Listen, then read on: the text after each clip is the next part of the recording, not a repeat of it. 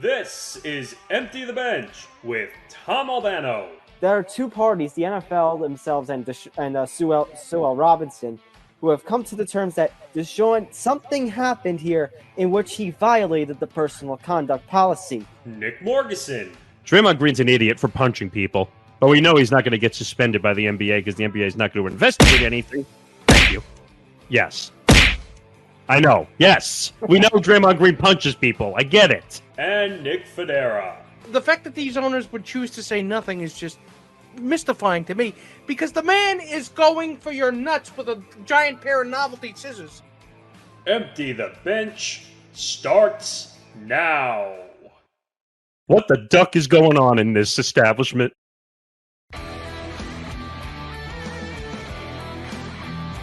I'm Tom Albano, that's Nick Morgeson, that's Nick Federa, and I say, what the duck? What the duck? It's episode number 158 of Empty the Bench. Gentlemen, I think that's what I'm left saying this week for a number of reasons. What the duck? Whether it be the fact that the Giants are still a one-loss team and the Jets are still a two-loss team. Whether it's the fact that the Yankees managed to embarrass themselves out of the playoffs yet again. Oh, goody. Post-mortem for the Yankees. Woohoo! Yeah, that means it's going to automatically be a long episode, so great. By the way, make sure you follow us on social media at ETB Sports across all platforms. Subscribe to the Empty the Bench Podcast Network, youtube.com/ETB Network. As you'll see that going across the screen, we're changing it up a little bit. You're not going to see the scroll through the whole episode just so you can see everything, because we've been having some problems getting some things up and down on the screen. That's more behind the curtain. But make sure you follow us on social media at ETB Network, Facebook, Twitter, Instagram, and TikTok. We put up some interesting TikTok videos over the last couple days. If you want to see a parody video of Russell Wilson and you want to see a parody video of Bill Belichick's press conferences, at ETB Network on TikTok. Go check that out. All I have to say is, Broncos country, let's ride. By the way, yes, this will be another gag that's part of the show. Well, I mean, they kind of deserve it after the way that they lost in embarrassing fashion to the Jets. Not saying that the Jets are a bad team, but in that the Broncos just completely shit the bed, we can say. Well, They're the NFL equivalent to beige wallpaper. They're just boring. By the way, all as dishwater. we nailed our locks again. Guys, I hit a lock for the first time this season. You know what? I wish it didn't have to be like this, because I really wish it would have been something involving the Giants. But you know what? Go for it. I mean, congratulations!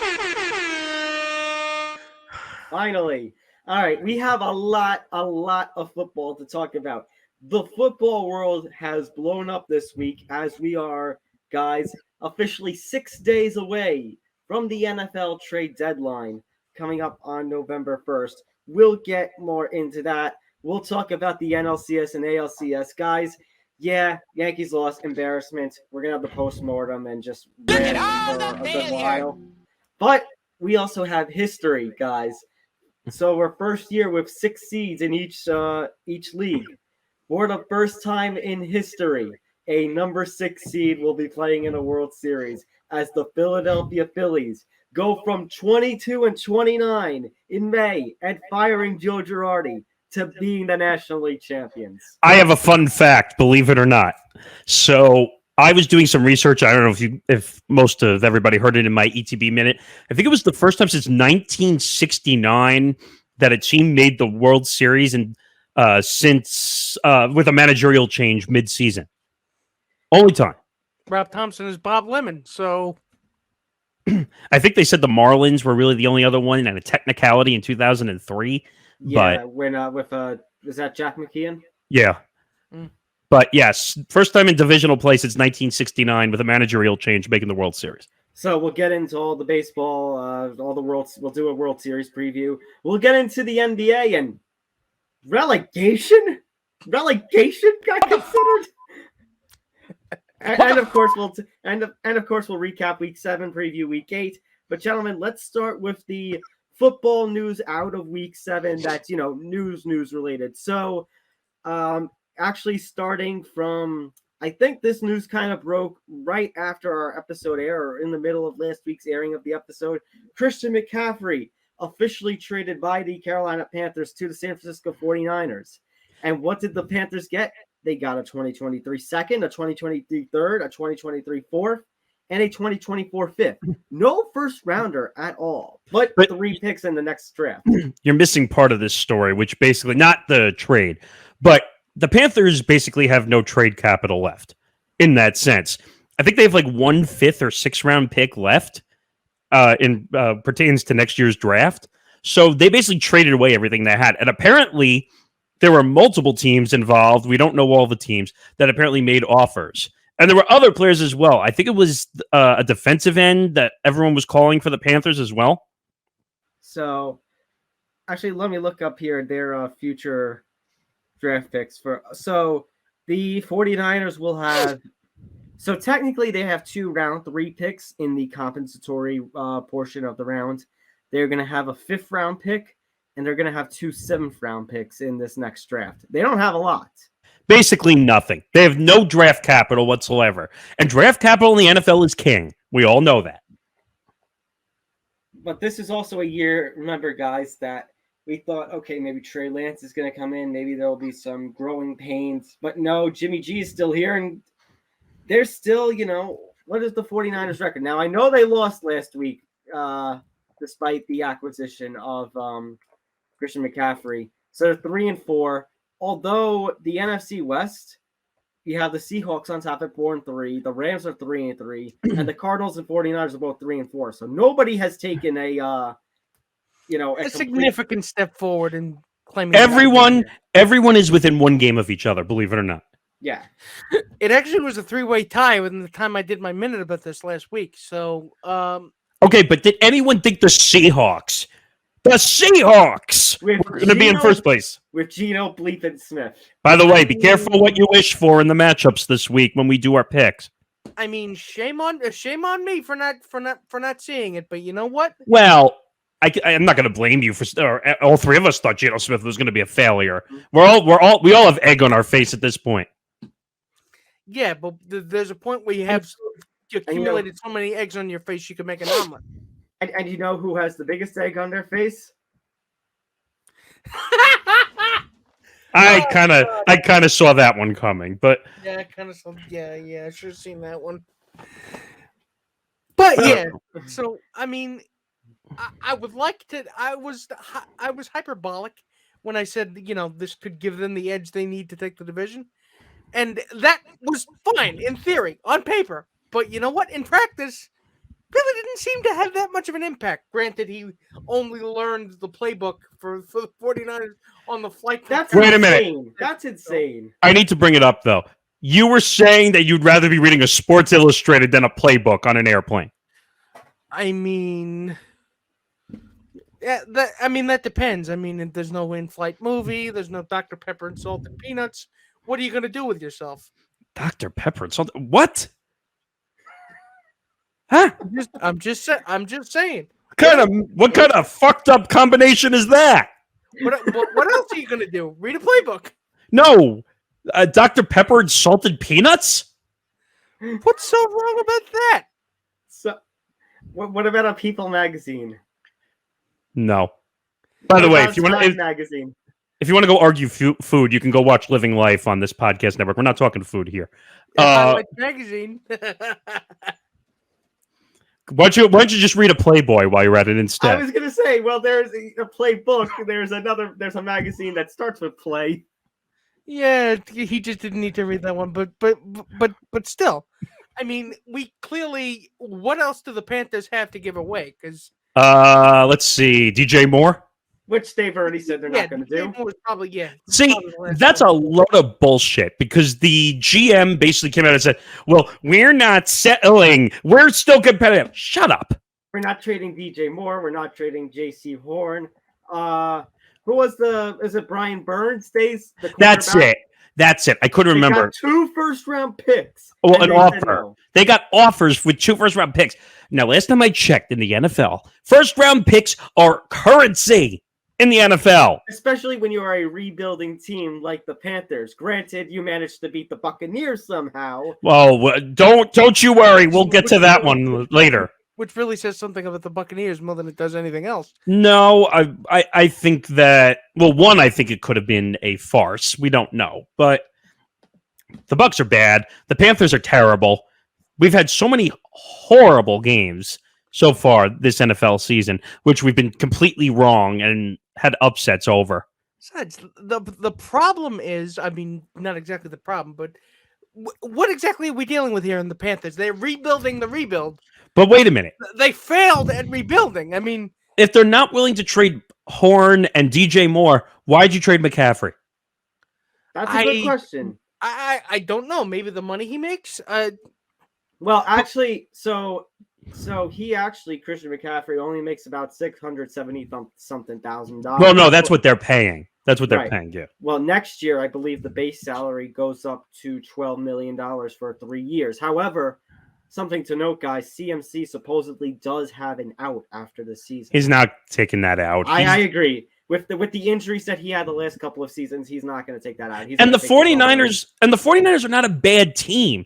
If they can build around, if Jimmy G wants to stay, and CMC, and they also have oh my God, who's the wide receiver that runs the ball all the time there? Debo.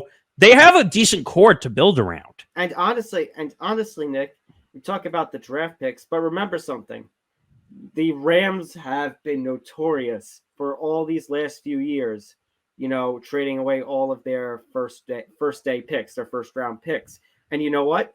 That's gotten them so far 2 Super Bowl appearances, and now it has gotten them a Super Bowl championship. We'll see. I mean, I don't know if the 49ers are built in that same way like last year's Rams team was, but by the way, for John Lynch, I don't know who did the minute on the Niners. But okay, it was you. And when John Lynch said that our Super Bowl window is open after, calm down, John, calm down. I know you can say you're a much more competitive team, but I wouldn't say the Super Bowl window is open. I mean, granted, they did make the NFC Championship last year. I understand, but calm down on the Super Bowl window. I mean, the Super Bowl window means that you're competing every single year consecutively for 3 or 4 years.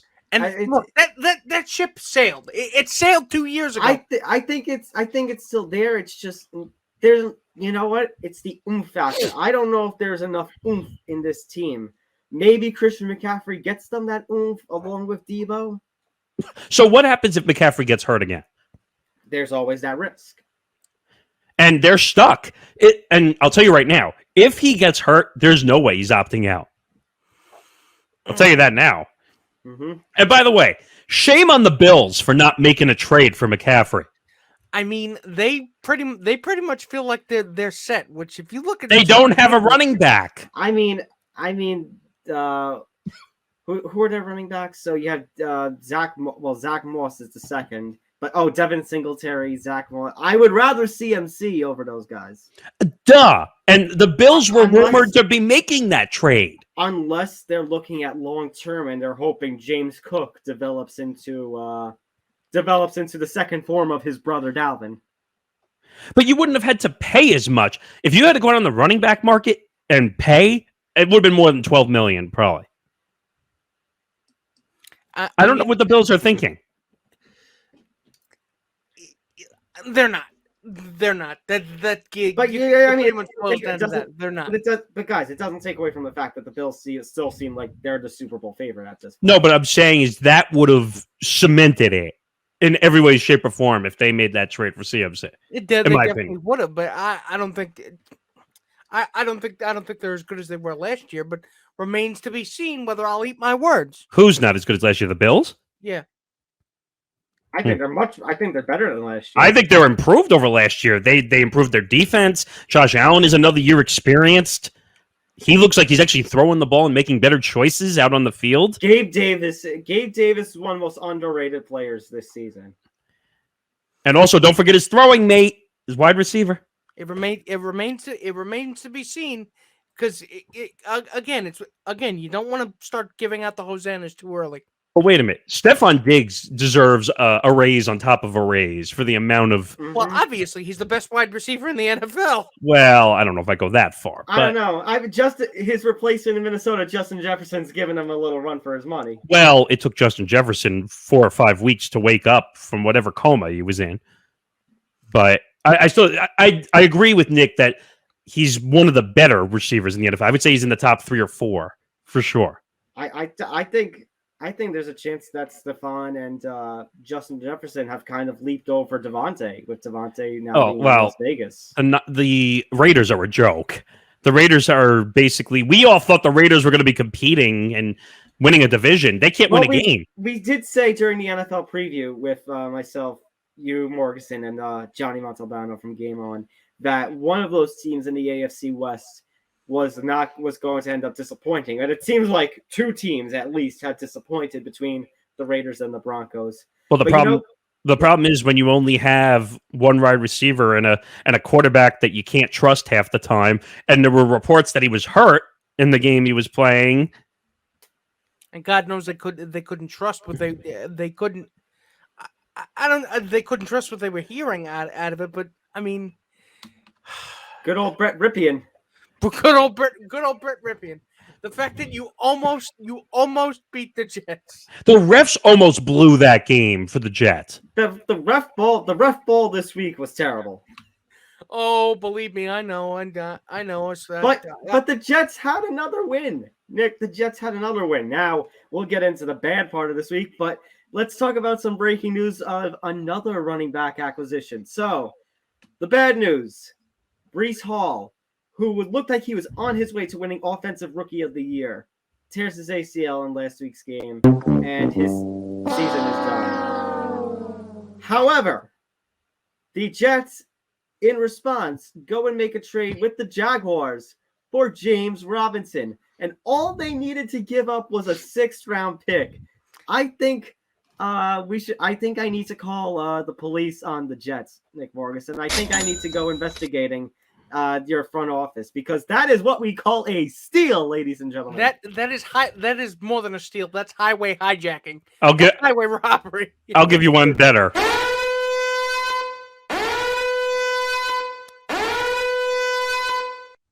I mean, James Robinson is he's a damn good running back. But the concerns that I have with the Jets, to the extent that they are concerns, because I mean, look at where they are. Look at where they are now compared to where they were last year. So that's also why they did only 6 and why targeted him, because this is his last year of his contract. He's up after a conditional 6 is not even a 6th. I mean, it's like it could no, but it's going to be minimum 6. It could turn to a 5th round depending on circumstances. I mean, but I think that's still a steal. Of course, it's a steal. The Jets needed a running back, and they actually got somebody. They need a running back. And if you're the Jaguars, after what James Robinson has done for you the last couple of seasons, yes, I know you have Travis Etienne right now, but you could have asked for more than a 5th or a 6th.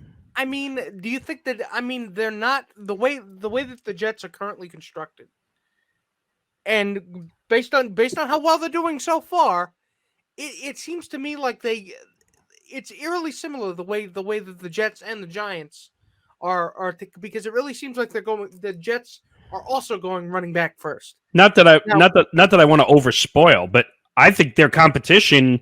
I think they could beat their competition again this coming week. No. There's definitely a chance of that happening. It's just I'm just pointing out the similarities of whereas the running back first approach for the Giants is really A, because you have Saquon and he's good, and B, you don't have receivers who can catch a ball. He's good. He's great. I wouldn't say he's just good. He's great. With the Jets, I think there's a little bit of uncertainty around Zach Wilson. I mean, maybe. Well, no, Zach Wilson can't throw the football in the air. That's the problem. So again, it's a problem with the receivers, or it's a problem with the quarterbacks. Well, I'll say one of two things. One, their wide receiver situation is all banged up. Well, I'm glad you continue on, but I'm glad you brought up wide receivers.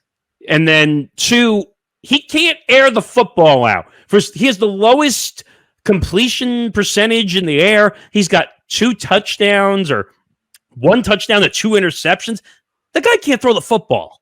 And in the NFL, you kind of have to air it out. The way the NFL is constructed right now, quarterbacks need to not only be able to run, but will also be able to air the fucker out. I mean, and by the way, this is not Rex Ryan's Jets of the 2010s. This is not ground and pound football. The NFL is not ground and pound football anymore. It doesn't work.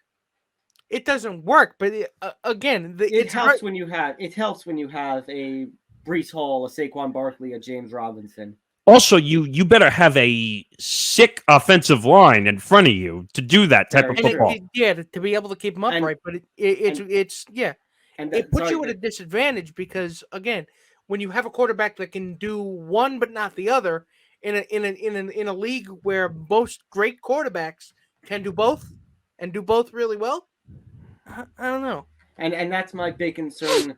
Spoiler for the Giants this weekend and the coming weeks. Thank God their bye is quickly approaching because their offensive line is pretty banged up. Their offensive line is banged up, but you know what? I'm happy. You know what? I finally get a chance to say. I know I've said I've said in the chat. I mean, I've got on everybody's bad side by saying it, but I've got on the Jets fans' bad side by saying it. But I mean, thank God for Brian Daboll and Robert Saleh. They brought New York football back. Honestly, thank God for New York football. Yeah, because New York baseball's been a joke. I'm already annoyed with my Nets, and it's only been 3 games.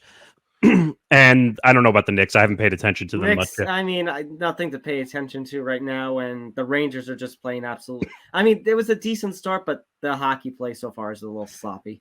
But here's the thing: Zach Wilson, I don't think he's got a future with the Jets at the quarterback position. You need a quarterback that throws the freaking football 40 to 50 yards when you need that jolt. Coincidentally, you're not the only Jets fan I know who thinks that same way. So. But again, guys, this actually goes to what I talked about. Mainly with the Giants, because the Jets I didn't really see, this kind of success. But in this coming draft, when you have like the likes of Bryce Young and all of them, and you don't have a top draft pick, who are you going to get? Well, here's the thing: both New York teams are going to be probably halfway through the first round the way they're playing right now. At least, at a minimum. At a minimum, so you're not going to see any of the top teams unless you trade up there, which you're not going to. But I'm pretty sure the Giants and the Jets will take that because that means they're actually starting to improve. But I think the thing is, and my only little fear about the Giants, Nick, is we've seen. I hate saying his name, but the Ben McAdoo, where 2016 it was 1 year, it was one good year, and then next year it came crashing down. And this year's great. Don't get me wrong, but next year is going to be the test of can we. The second half of the season is going to be a test of can you continue the momentum from the first, and next year is going to be the test of how do you improve upon however this year plays out for the Giants, because right now it's going to be a success one way or another.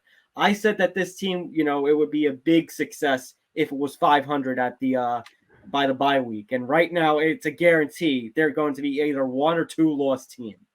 And by the way, and Nick says this every single week, so I'm going to play off of it. I'm going to be Mr. Cynicism here, partially, in the sense that the Giants and the Jets, both teams, have not gone through a tough down stretch yet this season. They have not gone through tough teams, or they've not gone through a down stretch? A tough down stretch, yeah.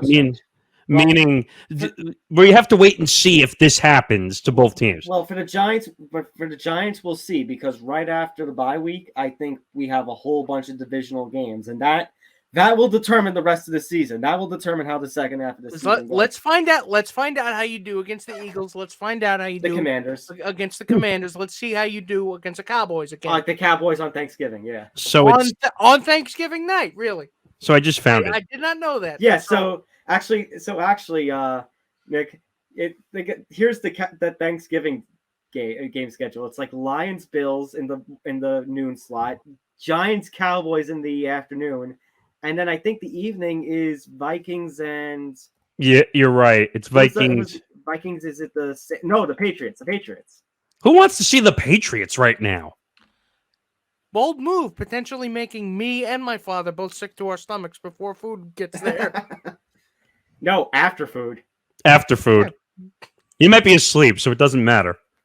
Oh, but if the game is boring enough, I might. So My point is, so I pulled up again, the. the test. You're right. You're right that the test has not yet happened. Well, But the I have one. faith.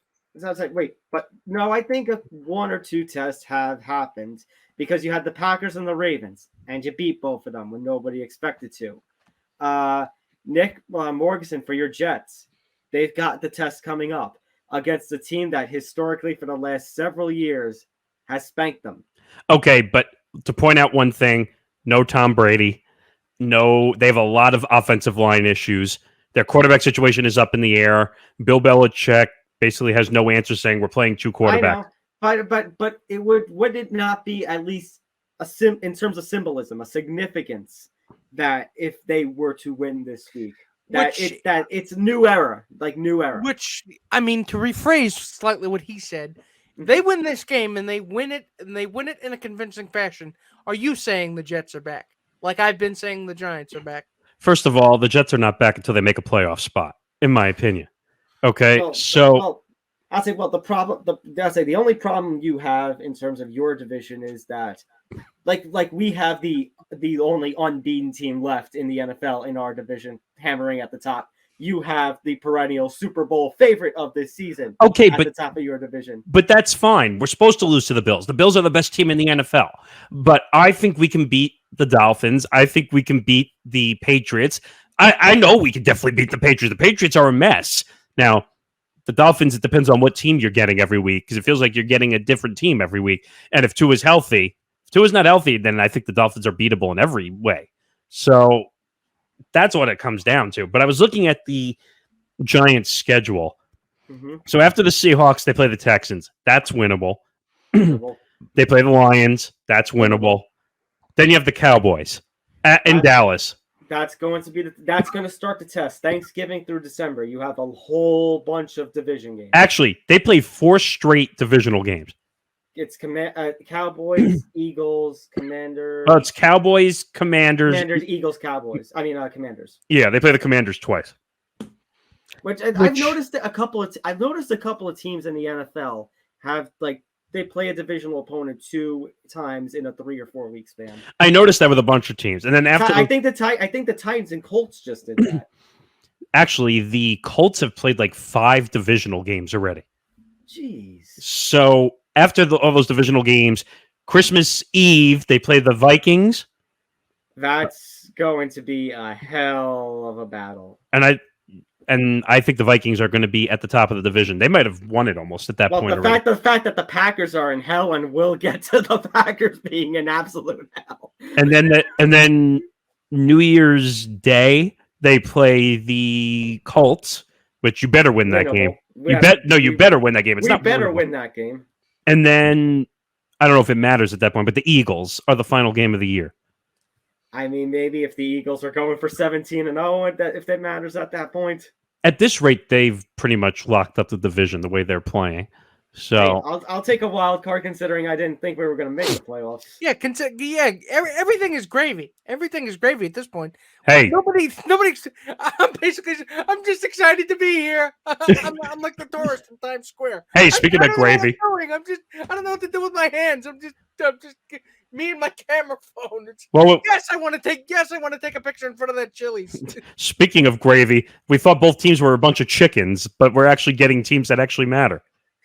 Yeah, and it's a great feeling here in New York. Wait a minute. We could say we're on the gravy train. Woo! However, there is one stop before we hit the gravy train. I was gonna say, well, not everybody's happy to be on this gravy train. Isn't that right, Elijah? Oh no. So Elijah Moore is unhappy with the amount of targets and receptions he's been getting from Zach Wilson. Obviously, Elijah Moore, he's not the wide receiver 1 on that team. And he has requested a trade from the Jets, and the Jets have basically told him buzz off. Oh, brother, this guy so is this like kind of throw me the damn ball kind of thing? Once again, I will do it one more time. Oh, brother, this guy stinks! I mean, shut up! I mean, this isn't. I mean, I see where he's frustrated because I mean, they're winning, and he doesn't feel like he's a part of it. I mean, go out there, be more aggressive, and get the football. I mean, he's a wide receiver, though. The ball has to be thrown to him. Well, but again, he's not going to. Unfortunately, he's not going to be passing up Garrett Wilson anytime soon. Of course. This is so obvious. I get so mad when wide receivers get angry about the amount of attempts that they get. Maybe it's also you're not getting open down the field, and that's why they're not throwing you the football. Is Elijah Moore a rookie or not? No. I believe he is a second or third year player. Garrett Wilson is a rookie. Garrett Wilson got selected number 10. I remember Nick celebrating getting him 10. I was kind of happy about that.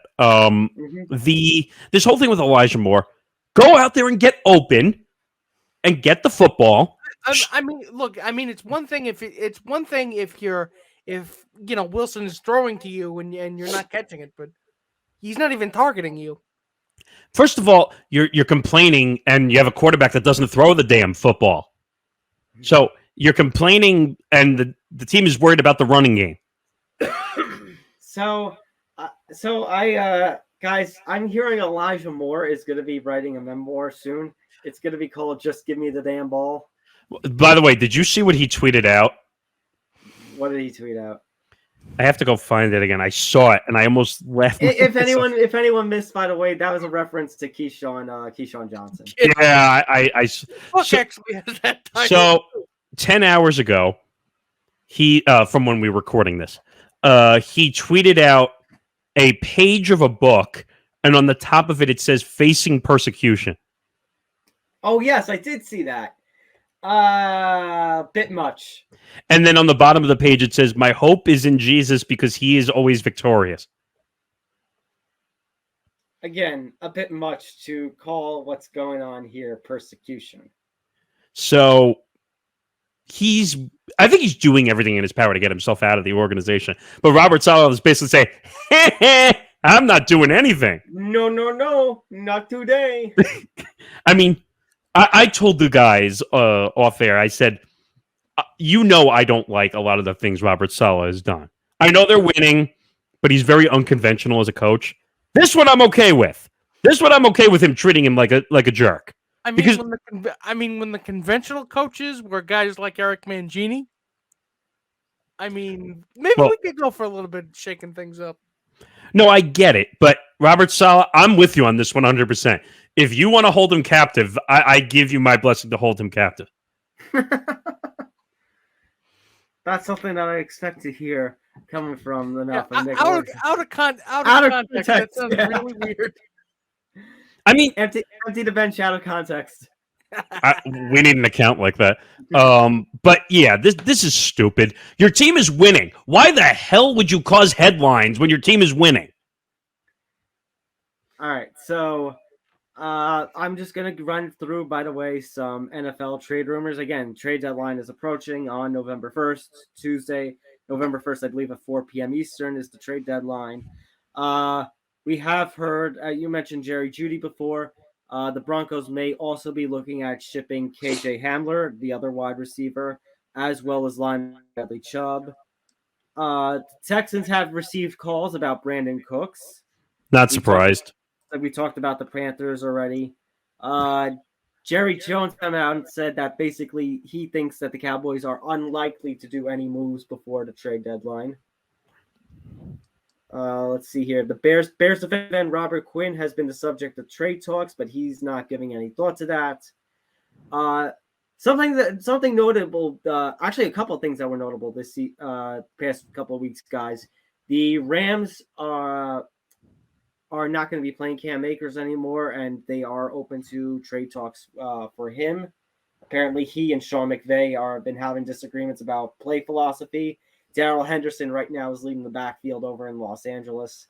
I mean, the Rams are a joke, and I can't believe I'm saying that out of my mouth here. But the Rams are in trouble.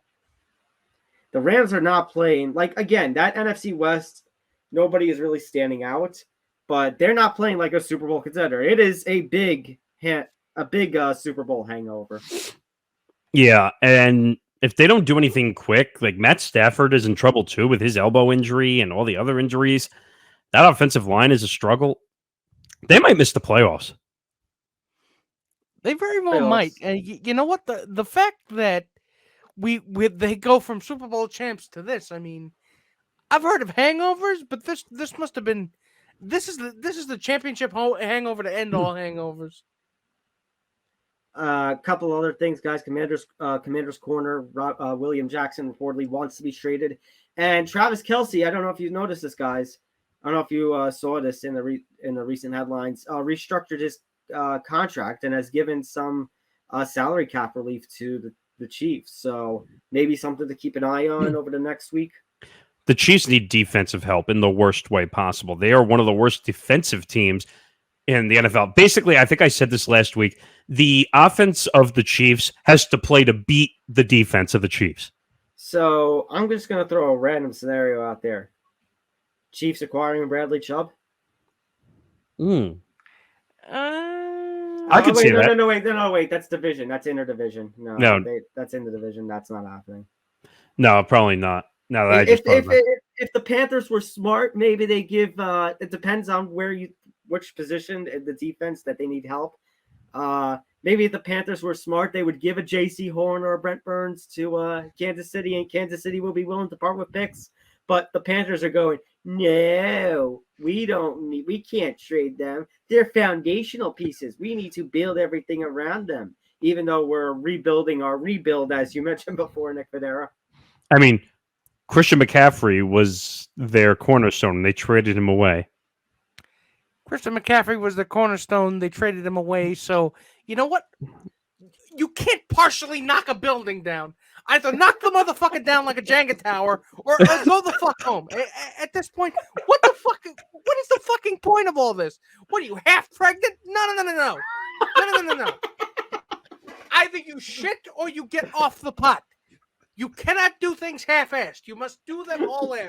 So if you're going to blow up a team, use 2 sticks of dynamite. I mean, we're kind of halfway there at this point. Oh man, that was. I'm just gonna say it now. You're welcome. Probably gonna end up in the intro next week. Speaking of our old friend Jerry, guys, Jerry and Robert Kraft are in the headlines, but for fighting one another. Wait a minute, and you know what that means?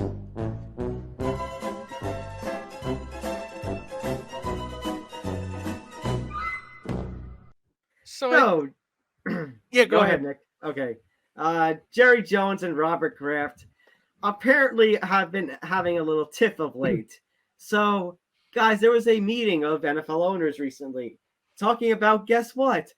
Roger Goodell potentially being re-upped to become the commissioner of the NFL once again. And a vote was taken on, should we begin renegotiations? And the end result was a very sound yes. 31 owners voted to re-up Roger Goodell's contract. I mean, begin negotiations to keep him around. Gee, I wonder who the one that didn't say yes was. Let me have a look, guys. Let me have a look. I have a decoder here. Let's see. Does it have to do with the initials of a team, DC? And the initials of the person is JJ. Oh, why, yes, it is Jerry Jones. And apparently... Shit, I thought it was Justin Jefferson. Yes, Justin Jefferson doesn't want Roger Goodell around. Hey, you never know. No, I'd imagine no player does. So apparently what happened was, as the vote was being taken and nobody was siding with Jerry, Robert Kraft took... as he was it was his turn to vote, and he was joining the other owners in the vote. Apparently, according to this report from ESPN, Jerry Jones told Robert Kraft, "Don't bleep with me. F the 4-letter F word." You could say it. Come on. Okay, don't fuck with me. And Kraft responds with, "Excuse me," before Jones followed up with, "Don't mess with me." So it's old man boxing. It's old man MMA. It is. But instead of fists, they use their words. So apparently, Yes. So apparently, Jerry Jones. Jerry's unhappy with the way that it's the Roger Goodell's compensation is structured. Basically, that there's a lot of bonuses, and he says that basically there's no.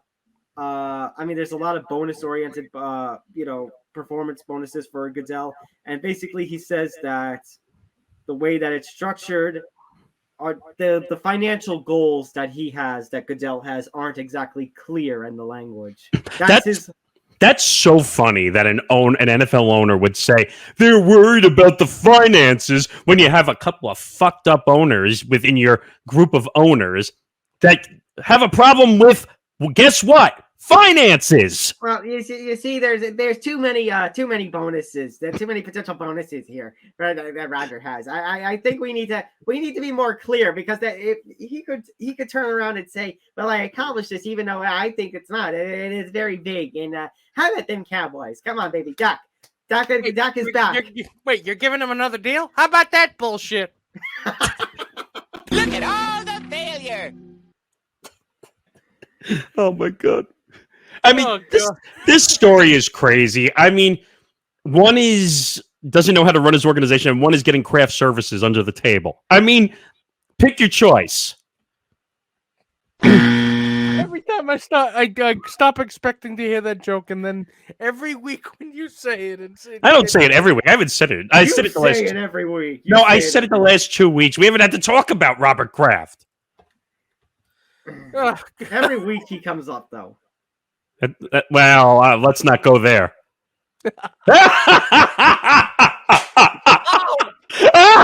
get out of my head! My head! Oh. Thank you for putting that image in my head, you emotional terrorist.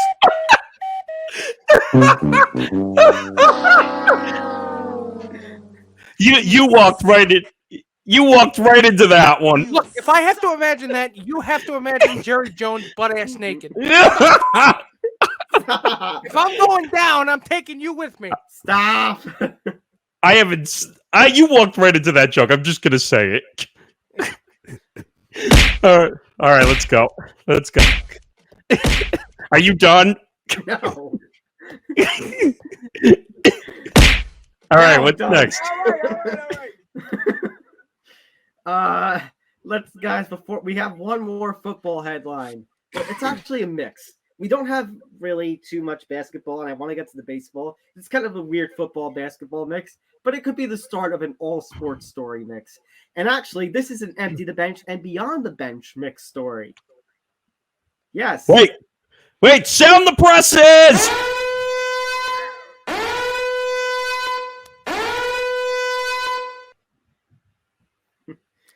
So for a man who... Yeah, go ahead. No. I think, Nick Federa, you could do the story more justice than I ever could. So, children, if you were around for last week's episode of Beyond the Bench, we were charting the rise, fall, rise again, and then faceplant of Kanye West over Demolition. It's self-demolition is what it is. Over the past couple of months, ever since he got divorced from Kim Kardashian and then had himself a mental breakdown. So if you don't know the Cliff's Notes version of it, the absolute shortest version of it that I can give you. Well, how serious this is. That has to do with sport. Kanye West is made anti-Semitic remarks, and everybody is now jumping ship. Basically hiding under a rock, climbing into a black hole, heading for the hills. Basically saying, I don't know who that guy is. Who is that guy? Adidas, as of this recording, just earlier this day, they stopped production of his Yeezy shoes immediately. His Donda Sports, which I didn't even realize he had a sports agency. Think of it as like what Jay-Z did with the sports agency. Yeah, but they actually managed to get some other athletes, and they didn't implode like this. Well, here's the thing with Kanye. And I say this about everybody and everything, and we have to be responsible too now because we have a content and a network we're responsible for. you could implode in one statement that you make on any show that we have or anything that we do. Now, it's debatable about the thing I did with the Mets and that whole situation. I wouldn't say that's as bad as this by any stretch. Guys, I actually have some breaking news when it comes to Donda Sports. What? There's an official statement from the president of Donda Sports, and I hope you know who I'm talking about. Do me a favor. Himself? Do me a favor. Google president of Donda Sports. Okay. Let's hit the Google machine. I'm just gonna wait because I just put in. Oh my God! What the fuck? You guys did not know that Yee's company is presidented by Antonio Brown? No, I did not know that. Oh my God! Wait! Sound the presses again!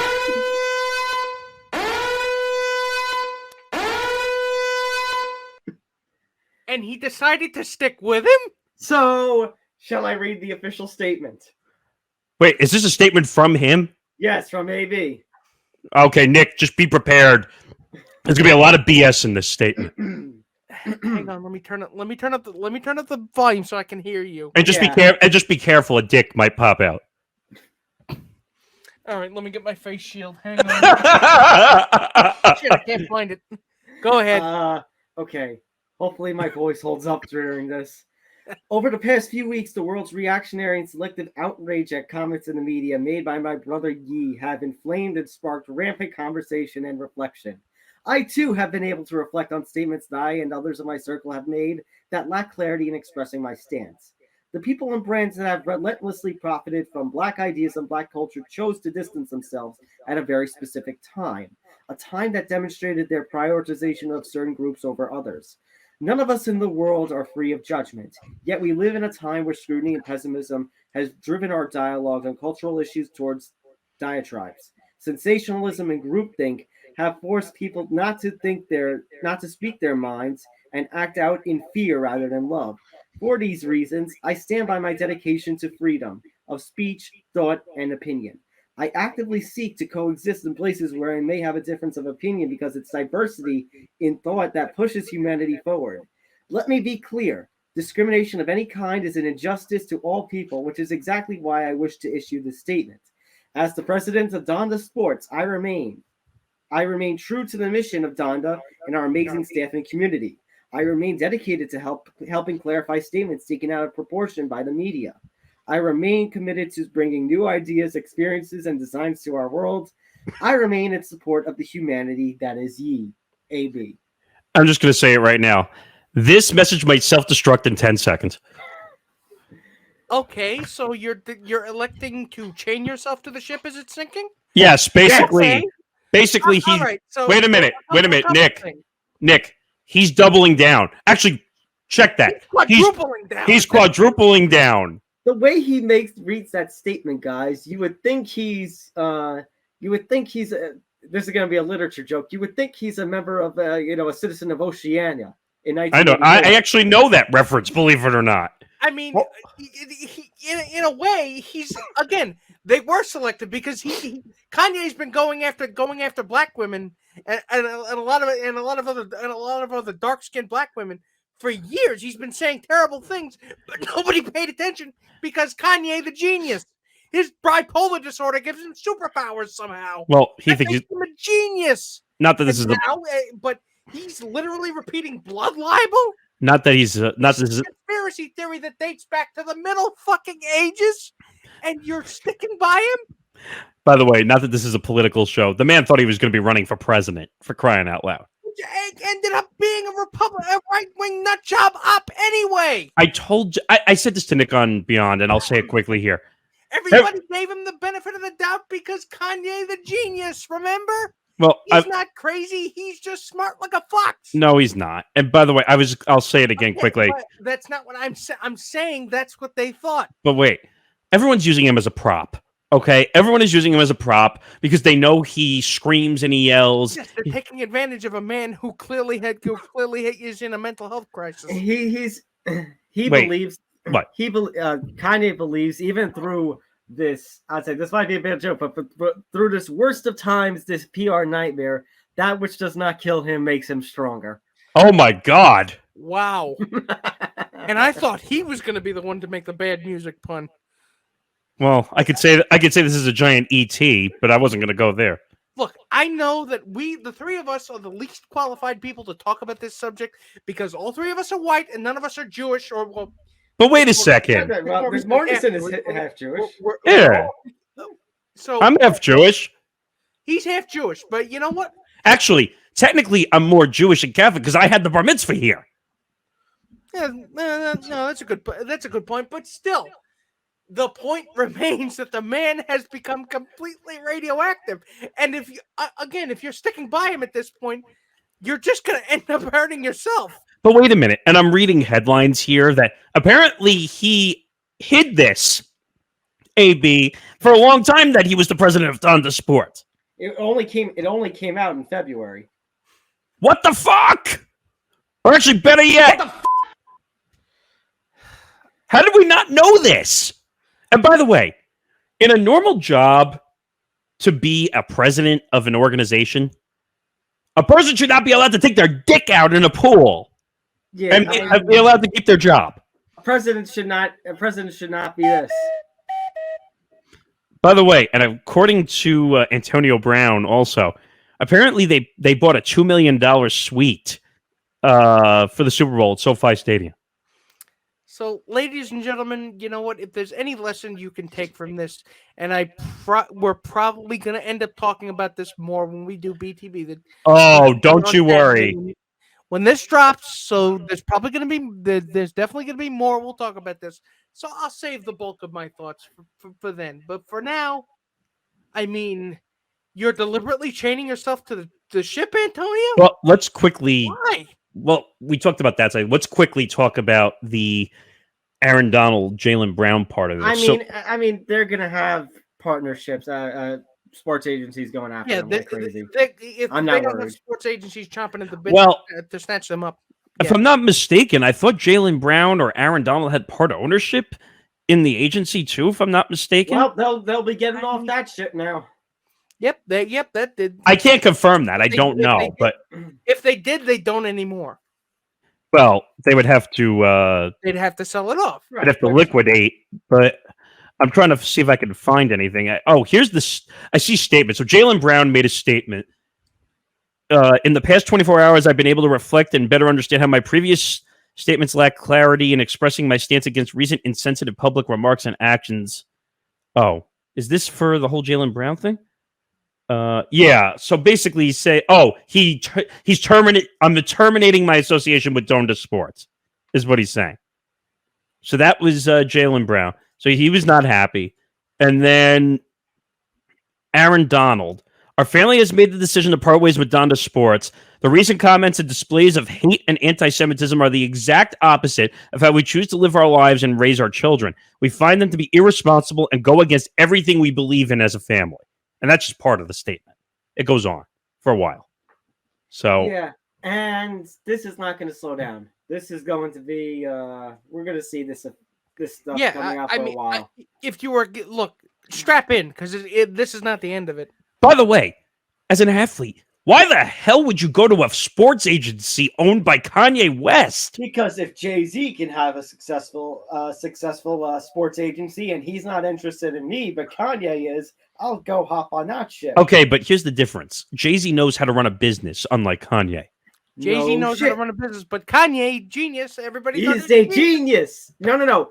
He's not a genius. He is a genius.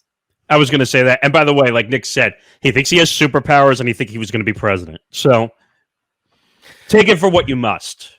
Take it for what you must. All right. Let's talk baseball. My voice is already weakening and it might weaken any further. Let's start with the good. Let's start with the the Phillies have defeated the Padres in 5 games. Now, guys, I remember you guys I remember already saying, "Oh, the Padres were absolutely underrated." You know, we kind of doubted the Padres, and and they take a game, and then the Phillies just have their way. Well, my prediction went out the water quick. I mean, All of yeah, ours well, did. Who well, expected yeah, all after of a us did. 22-29 start that the Phillies were going to be the National League champions? They did something for the first time in 50-something years, replacing their manager. The more you think about it, the more incredible it is. Because, first of all, I mean, congratulations to Rob Thompson. Congratulations to Bryce Harper finally being able to go to a World Series after Finally all winning a pennant. And I mean, do you hear that, guys? It's Mike Trout seething. yeah, he's seething just a little bit, little bit. So him and Schwarber, and of course, who's already won a world. Him and Schwarber and Marsh and Jared Marsh is Yeah, I think you're right. yeah, the dude whose hair is always wet. Yeah, and Gene Segura. I mean, they've got a hell of a team. They've got a hell of a team and a hell of an offense. And, I mean, and then you have Hoskins and Bone and all those guys. and those guys and all of them together can hit bombs on bombs and bombs. By the way, What is a key principle of the playoffs? Home runs win ball games. well, they at least can put the ball on the ground and put hits on the board, unlike the Yankees, which we'll talk about in a minute. But at least when they hit home runs, at least they can produce offense other ways. Also, I will give this about the home runs. Bryce Harper now has his moment. He has his postseason moment.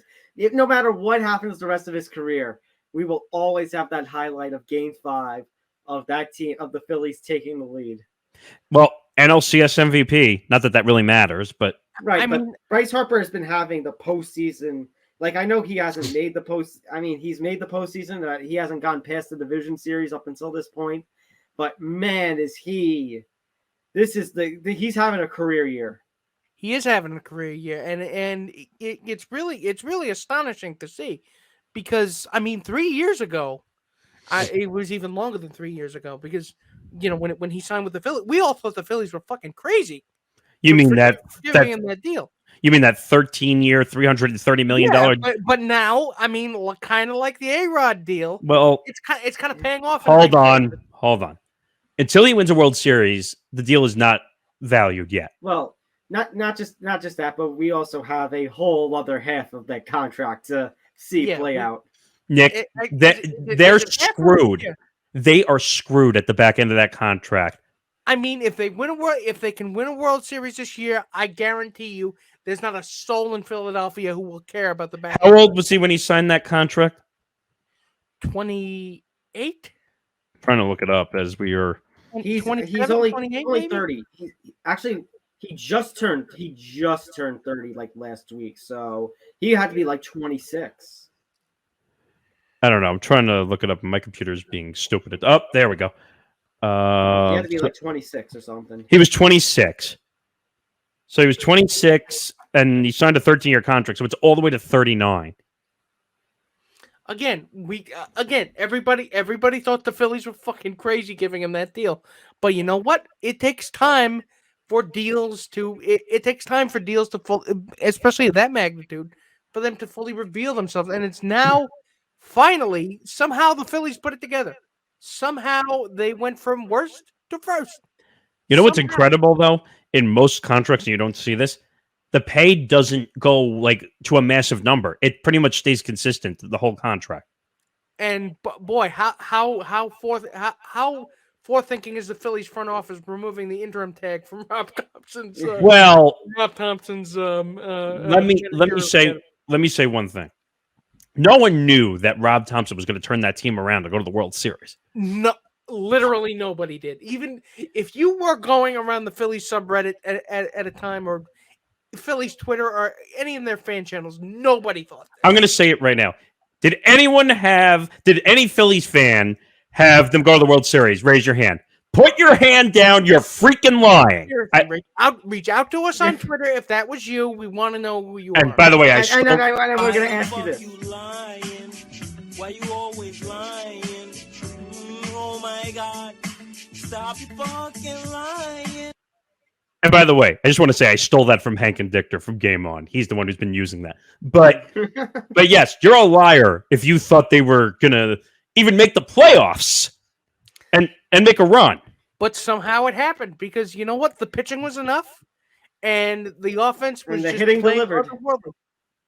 I mean, Yeah. I mean, also credit to that. Credit to the who's the new Fox Sports lead commentator? Oh, you mean the? Right now, I can look it up.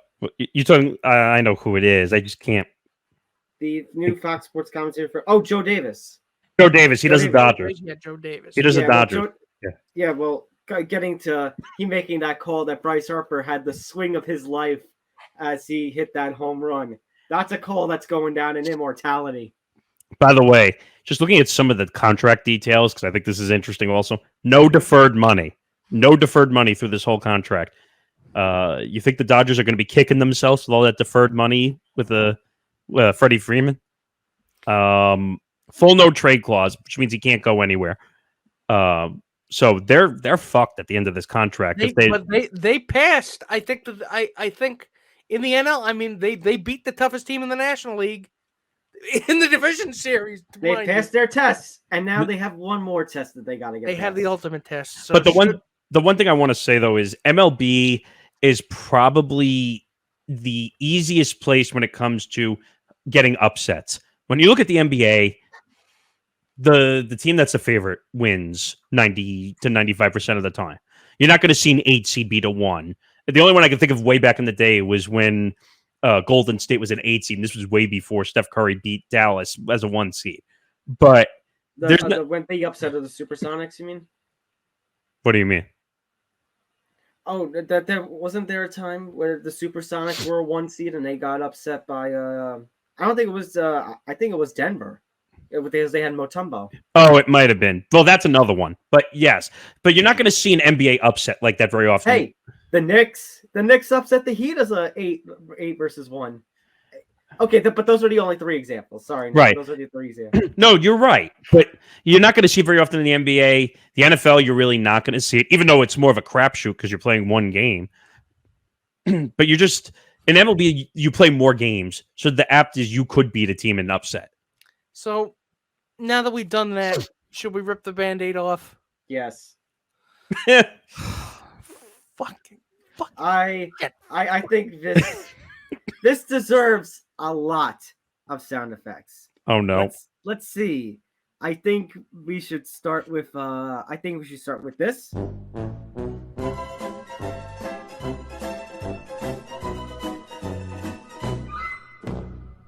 Then we go to this. I got another one. Okay. We'll wait for that one to be done. It has to flush.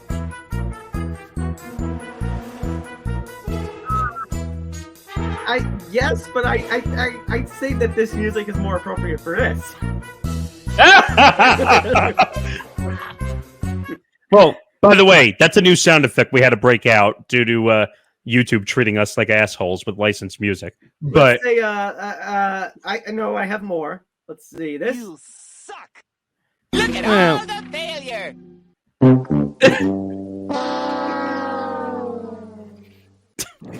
Brother, this guy stinks.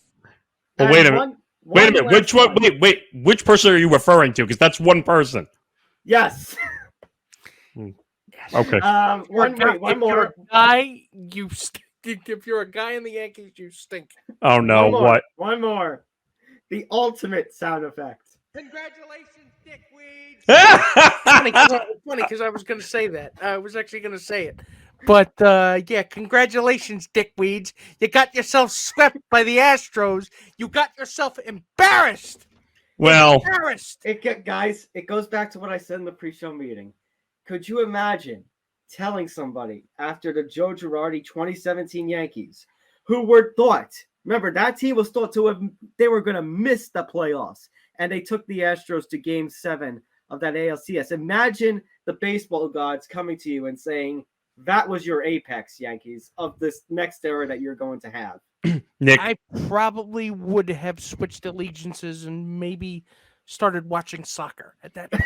no, you wouldn't. By the way, I'm going to call bullshit on that. That's not true. It would be a lot easier for me, knowing then, if I knew then what I know now. But you know what? This is absolutely sickening. This is absolutely stomach churning. I have not seen this.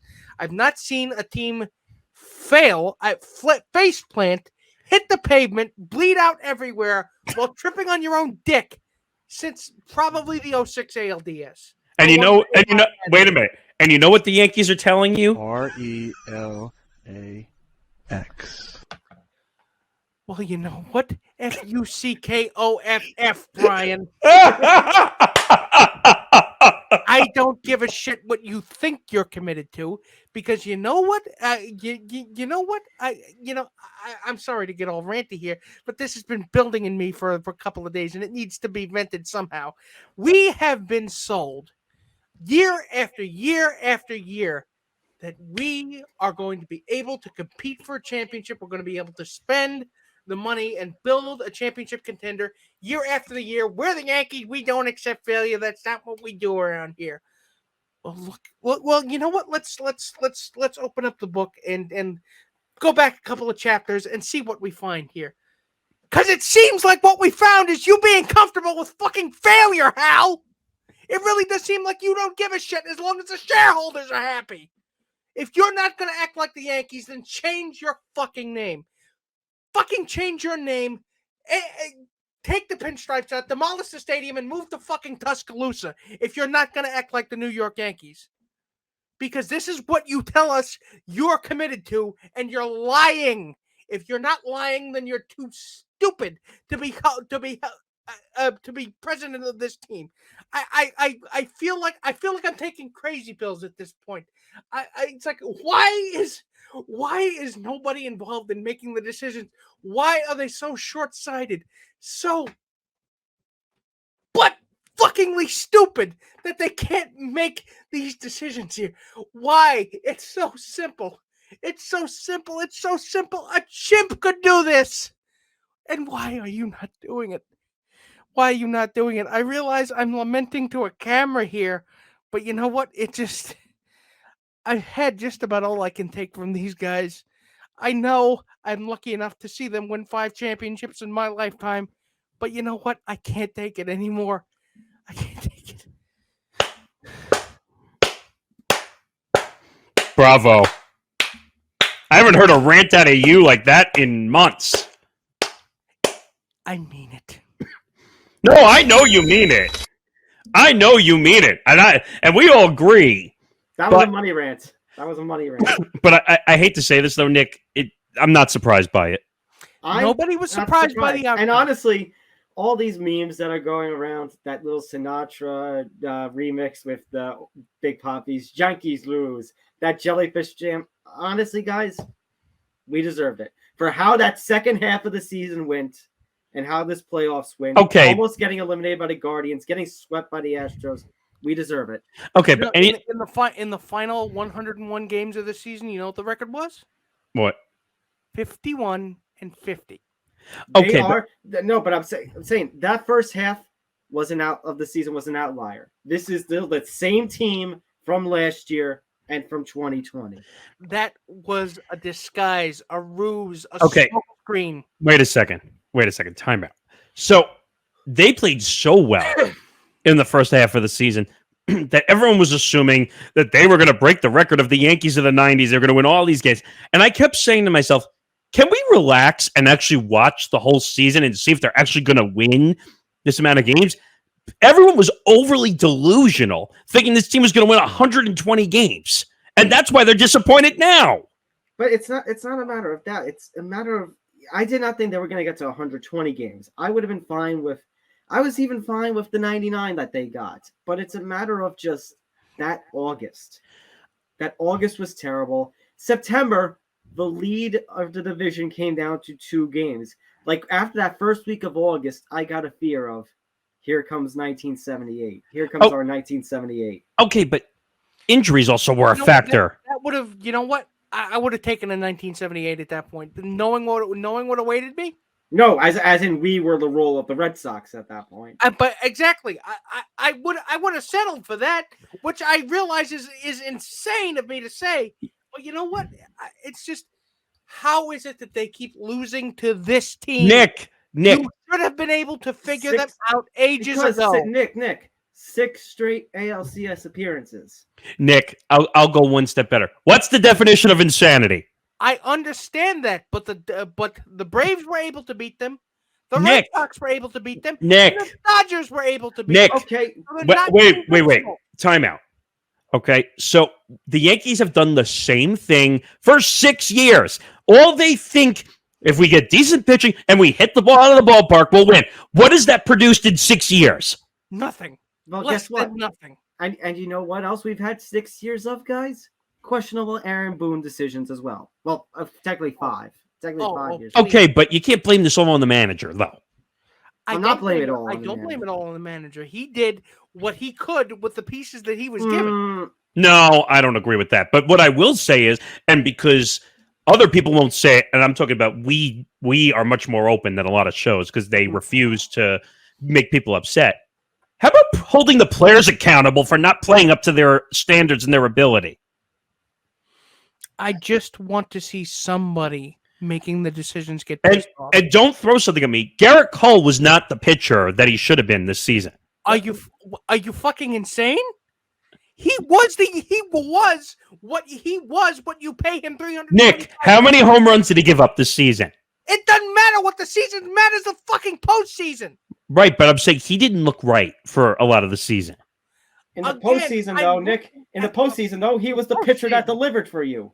Okay, but then who else was left? Nobody. It was either he pitched well and no one else pitched well, or he pitched like Oh. shit and everyone else pitched like shit. Okay, you want to get on players? I'm sorry. Why the fuck was Matt Carpenter on this postseason roster? Well, no, that I agree with you 100%. That, He hadn't seen pitching in 2.5 months. you know what that And was? You're stymied as to why he can't hit. Of No. course he can't hit. That one I agree with. Matt Carpenter should have been released don't as soon as the need- injuries happened. In the playoffs, you don't need veteran presence. You just need the producers. And by the way, Aaron Hicks. Why did Aaron Hicks make the roster? Again, we could have used him, but again, he hurt his knee. So, Well, that's not his fault though. but it's the small things that just ended. I understand. And okay, no, we're gonna Oh, go on God. that. If we're gonna go on Hicks, and you're probably gonna bring up Cabrera, the fact that they turned into a little league team on the field. Oh, A no, little league team could have done Right, better. because they kept dropping pop-ups in left field. But Pop-ups kept watching double plays, which I understand the blame kind of shifts because I don't want to put it all on IKF because again he's a third baseman by trade, not a shortstop. all right, but IKF can't hit.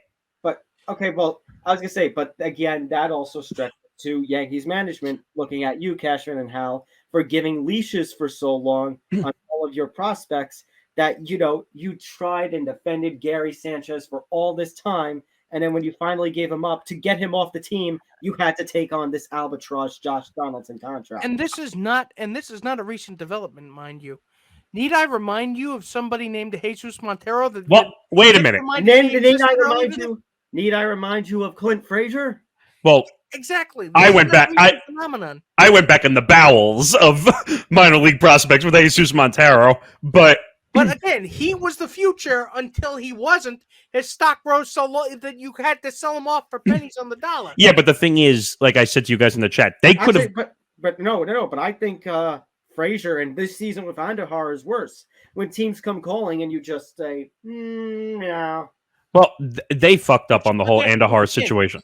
I understand you want to believe in your players. I understand you want to give them enough space to be themselves. But But at a you certain when you're point, creating. you've seen enough of a sample size. But wait a No, second. no. But my point was, Nick, was that when you're creating log jams, like I don't want to hear, and we'll talk about how bad some of Yankees Twitter is, because I already saw one comment today that pissed me off, and guess what somebody said?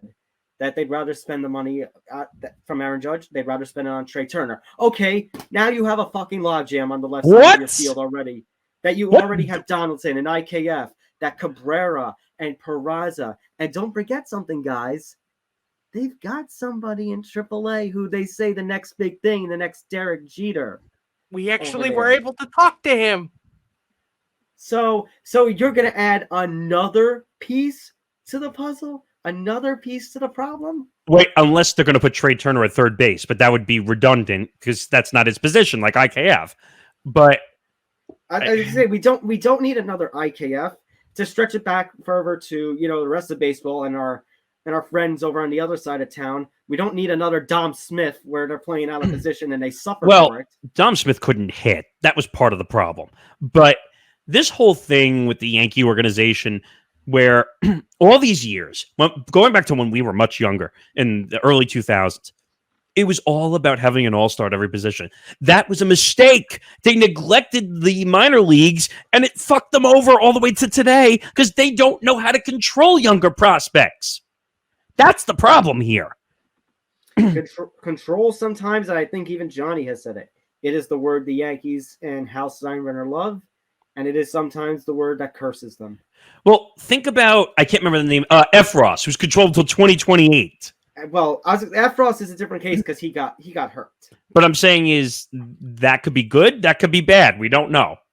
And he wasn't a pitching prospect. I mean, that is an area where he will have a spot for years to come. I understand, but at the same time, the Yankee management does not know how to handle young players. I mean, guys like we've just the lack of contact hitting in this series was just. It's not contact hitting. It's not. Wait a minute, Nick. It's not contact hitting. Try it situational hitting where you're not trying to smash the ball out of the park. Situational hitting.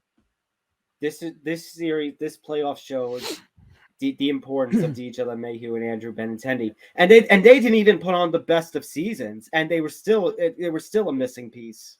Exactly, and Benintendi was doing fairly well before he got hurt. But again, you made the trade for him, and you made the trade for Montas, which you. Montas is a bust right now. They basically had him as a replacement for Monty, but that we'll see how he does next year. I was gonna say I will give one credit. I remember us standing here being questioning on what the fuck Cashman is doing. I will give one credit. Harrison Bader freaking delivered. Okay, but they had been another revelation.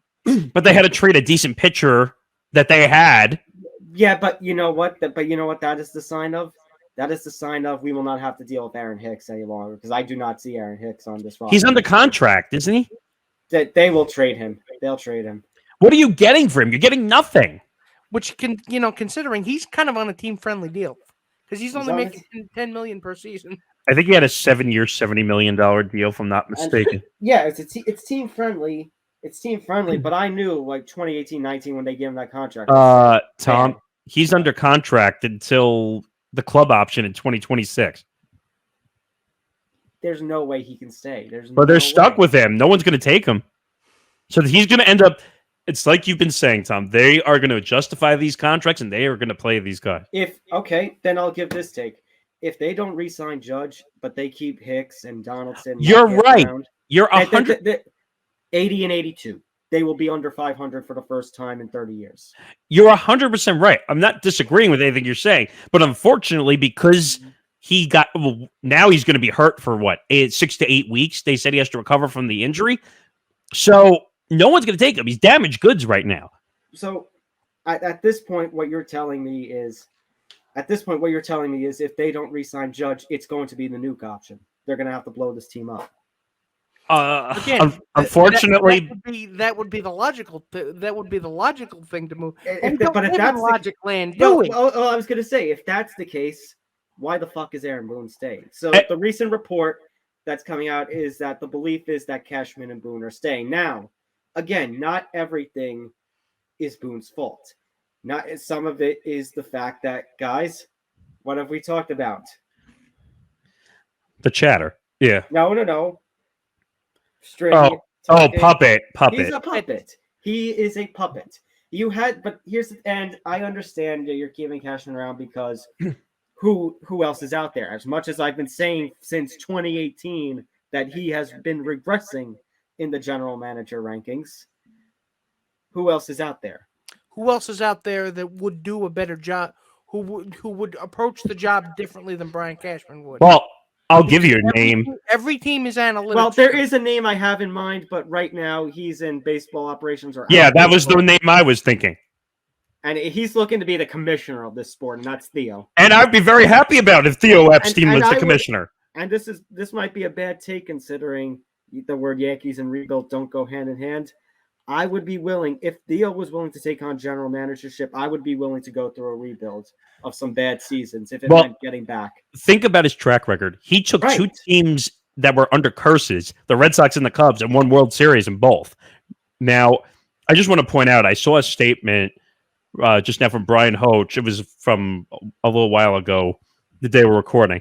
This is from Anthony Rizzo on Aaron Judge's future. So he's quoted as saying, I hope it's in a Yankee uniform for him and for baseball in general.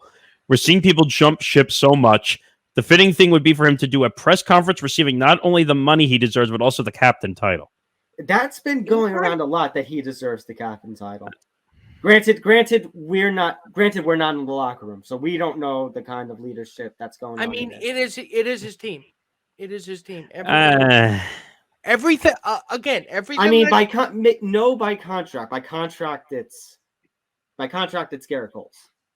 By contract, but again, by locker room, by the fact that what he does in the locker room and how he's able to lead them, he is the leader. So, are you figuratively? Really, huh? Figuratively. Well, you know what? If you bring him back, you make him. You make that. Well, right now they can't. Right now they can't do anything because as much as the report is that Boone and Cashman are both coming back, technically Cashman can't resign yet. You can fire, but you can't hire. And apparently they haven't even begun to discuss a new contract during this season, even during the season at all. He'll be back. It's a foregone conclusion in my opinion. But my point was this: not everything is Boone's fault. He's the puppet. But the fact that some of these bullpen decisions. The fact that, like Michael Kay has been ranting on New York radio, you did not have a consistent leadoff hitter. You did not have the consistency at shortstop. You didn't trust IKF at shortstop in a 30-game clinching series, series clinching game against the Guardians. But you'll throw him out there when your back is against the wall against the team like the Astros because they're willing to let Garrett Cole pitch when your back is against the wall. You won't let the $324 million man get a chance to get out of the mess. It would have been at least, like I can read through it that if Boone wasn't back, it would be the lost the locker room card. It would be basically, Cashman will make up a bunch of excuses. But you know what this tells me? That they are more comfortable with a puppet than a real manager. Well, okay, so I'll ask you the question because you've been saying this a million times. Are we really going to see the puppet out of the Yes Network booth end up as a manager of the Yankees? Beltran? I pray to God that if I would have seen it. I'm going to tell you right now, if Beltran becomes the manager, I won't watch the games. I won't watch the games. Sorry. He's not he was supposed to be a manager of the Mets until a cheating scandal came out. I understand, but again, they would rather a puppet. They would rather a puppet. Now, granted, no matter what you think of Joe Madden or Mike Scioscia or Don Mattingly, they have experience. Don Mattingly, as bad as this last couple of seasons have been, Don Mattingly would be a puppet if he got hired.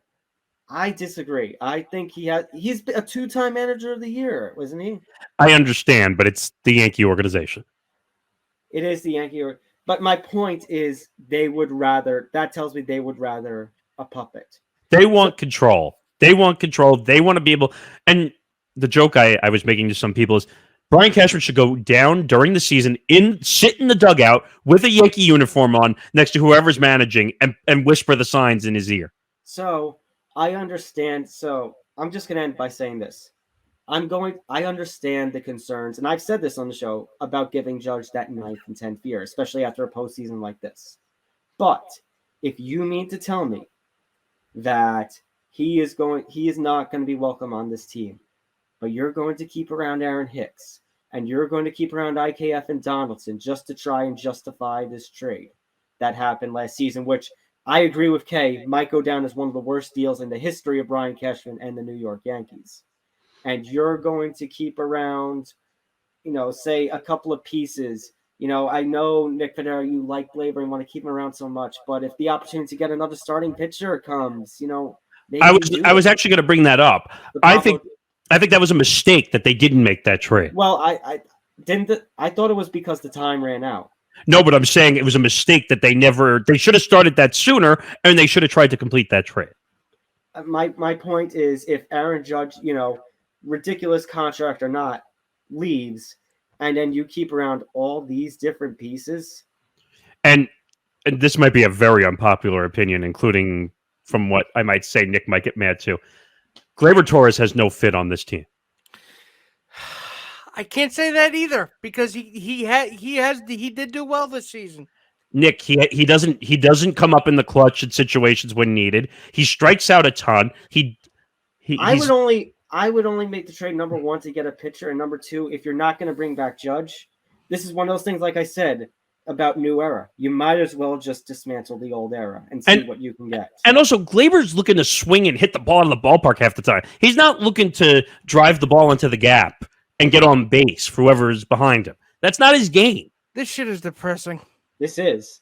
My point, I'll just wrap up. My point, again, that I was trying to say, as crazy as the Judge's demands might be, if he's not back, but you keep around Donaldson and IKF and Hicks. The Donaldson situation is a challenge because of the money. I don't care. If all of those guys are staying around, this team is going nowhere. I'm not disagreeing with you, but they're not going to eat $23 million. Then okay, but if he and IKF and Hicks are all still around, I'm going right now my early season postseason prediction.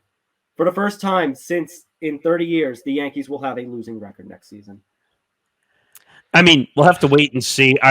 The last time I have to wait and see. The last time the Yankees had a really tough situation, this goes all the way back to the late to 2008, 2009. What did they do? They panicked and they bought every free agent in sight. But you know what? It gave them a World Series. No. I'm saying because they were in a panic situation. We can only hope that leads to this outcome. Is that no? I'm not. First of all, I'm not even saying they should go out and buy every free agent on the market. I mean, I wish they could lead the World Series. Okay, so then let's end the Yankees talk with one thing. If what I was saying was true, if all of that plays out, Hal doesn't spend the money on Judge. Donaldson stays around. Hicks stays around. Maybe they go get a pitcher. No, that wasn't what I was going with. Okay. Should Hal Steinbrenner sell the New York Yankees? It's never going to happen. I'm not saying it's going to happen, but it's going to be in the wind. Is this a situation where would you blame? Let me change it. Would you blame fans if they started sell the team chance next year? I wouldn't, but at the same time, this ownership has brought World Series to this organization before. I would not disagree. I disagree because that was still the George era. Okay, but they were working in the organization. George really wasn't running that team at that point. He was in ill health. Okay, so. 09, yes, but 09, but that's one World Series. 2000, the 90s dynasty, that's still the George. Based on the time and the money you've invested so far, you should have been able to at least pay some dividends with this core. And I know we got a lot to get to, but I'll end on this, which is, and I said this to you guys when we were preparing for this show. Would you rather be the Yankees making the ALCS most years, or would you rather be the Pittsburgh Pirates? Which is why, as much as I think Brian Cashman has regressed, and there's a part of me that doesn't like him still being the GM, I'm not surprised, and I don't blame them because I realize I'm spoiled as hell. So. Right, but I'm saying is what happens. Like, would we still be saying these things, guys, if last season they lost that last game of the season and the Blue Jays won, and the Yankees missed out on the playoffs on the last day of the season? I mean, it's all a game of outcomes, right? I know you're talking about a game. No, my point is, Nick. My point is, even if I'm being a little much, but the losing record, what happens if next season Judge leaves and the Yankees go 83-79 or whatever it is? Well, no, the team is fucked if he doesn't sign back. But my point is, if they the next 3 years, 83-79, 85-77. Well, no, then the Yankee fans are going to burn the stadium down. I was going to say, are we going to? Then at that point, would we be able to retain the likes of Boone and Cashman? No, of course not. Because first of all, 83-79 is not going to make the playoffs in the AL East. No, duh. That's only 2 games above 500. At that point, then you would be forced to clean house. Well, I would hope in the next couple of years. They're good enough at this point. That's what makes it so frustrating because they're good enough at this point. Like you said, good, not great. And that's a word we may have to get used to. But Good, not great. But Tom, The bridesmaid, never the bride. But I'll go back to the point. What was it? We were talking about this. Was it 2015 or 2016 when they really started to come into fruition with Judge and a bunch of other, right? With Glaber, with all those guys? Well, that's the thing. If you're going to be down, have these down years, then you have Cabrera and Peraza on your 25-man roster next year. You consider if next season is a loss, as I fear, then by July or August, you do what you did in 2016 with A-Rod and Teixeira, and you just do a flat-out release, and you bring up Anthony Volpe. But here's the issue you run into, and Yankee fans are to blame for part of this. Yankee fans have such huge expectations that they're not even allowed to have a rebuild and make their team get back for the next 5 or 6 year run. Look at what charged because the Nick. That's every team in Major League Baseball. But they keep telling us to expect. No, this is what they keep telling us to expect. Okay, well then that's stupidity on the organization. But my point. No, because I think back a couple of years earlier, Nick, to 2013 and 14. Where we had all these injuries and you had A-Rod still in his suspension trials of late. And I remember all the praise they were in that mid-80s range and missing the playoffs. But I remember it was different. I remember all the praise that Girardi was getting for taking those teams that with trials and tribulations and ending with a winning record. Because, I'll say maybe not every Yankees fan, and maybe there are Yankees fans out there are spoiled, but there were some of those who we're like, okay, but you know what? When Aaron Judge comes up, when all these guys that are in Trenton and such come up, it will be different. And guess what? It was. But it feels like what I said in 18. There should be more. Okay, but I'll make one comparison, then we really got to move on because we've really been on this a while. Look at the Braves. Okay? The Yankees and the Braves have very similar situations the way they were building, okay? Mm-hmm. But look at the Braves. The Braves don't have half the money that the Yankee organization had. The Yankees are the team that spends money, well, supposedly, or used to be. No, not anymore. No, I'm saying supposedly. I said this. I even think I said this last year. They are the Yankees, the pride, power, and pinstripes, and all the rings and stuff. They are that in marketing only. They're the broke Yankees at this point. But my point is that the Braves, if you look at the way that they built everything, look at their core. They're built in all the way till 2028. Mm-hmm. Excuse me, 2028. Okay, that means they can go on a 5-year stretch and win games. And those guys are young, and then they'll resign again because they're a core. The Yankees, and Nick might find this unpopular too. There's no core right now in the Yankee organization. Well, obviously, because Aaron Judge is no longer a Yankee technically. Well, in technicality, contract. He's a free agent. He's a free agent. It really this offseason is where you find that out whether you actually have a core or not. Torres is going to be out of this organization. That's my prediction. Was this all for naught? Yes. Is there a point to all this? That's the question that's going to be answered over the next couple of weeks. And I don't know if Judge has an agent right now. I think he's representing himself. What'd you say, Nick? Next couple months, I should say. But do we know if Judge has an agent? I know he's not a Boris client, but he does. I can't remember. I can't remember his agent's name. The thing is, and I know he's not a Boris client, so that probably takes some of the pressure. Yes, okay, so that takes some of the pressure off of it, if anything. But I don't know. Something tells me he's not going to be back with the organization. That's how I'll leave it. And if this is the case, if this really is the case that Boone and Cashman are both back, Judge walks and Rizzo walks, I think Rizzo is even a worse situation because you have literally nothing else at first base. You can have Bader and maybe Stanton and LeCastro in the outfield, but you have nobody. You have. But I don't want to lose the flexibility. Yes, I know Cabrera has the flexibility too, but I don't want to lose LeMahieu's flexibility. I want the double flexes. Let's leave it on this because we have a lot more to do. We will be back during the MLB Hot Stove season to break more of this down, or we might do some separate MLB Hot Stove content. Brian Cashman, this is the biggest off season of your life. Let's put it. This is the biggest off season. Well, let me correct one thing. I feel like we've been saying that for the past couple of years. We've been saying it's the biggest offseason of his life, and then he doesn't do anything. Like, I think but if that happens, Nick, this time there will be some drastic consequences. Well, no. Here's what you should say, and this is for every Yankee fan who's watching this: put your money where your mouth is, and say you want Cashman fired if he doesn't come through this time around. I think after the outrage, Nick, I think the outrage of this since getting swept has been worse than past years. No, and I'm agreeing with you, but I'm saying is right now, and the three of us can lead that chant, and because I agree with it too. If he does nothing in free agency, he should be fired. That's it. End of story. It's over. Okay. Prediction time. Do the Phillies pull off the ultimate history, or do the Astros claim their second world championship in 6 years? All I know is the Astros. Oh, go ahead, Nick. Honestly, I think it's going to be Astros in 6. The Astros are the overwhelming favorite. They're the overwhelming favorite by far. It depends how. It's all a matter of how many games it goes, in my opinion. I was going to say the same thing. I think it's going to be Astros in 6. I think they claim one game in Houston and one game in Philadelphia. It's a matter of where. I'll for the sake, I want the Phillies to win, but for the sake of I'll go with the clean sweep. Astros 6. Nick Federa, you have something you want to tell Phillies fans, though. I think this message stretches now to all of us, from all of us.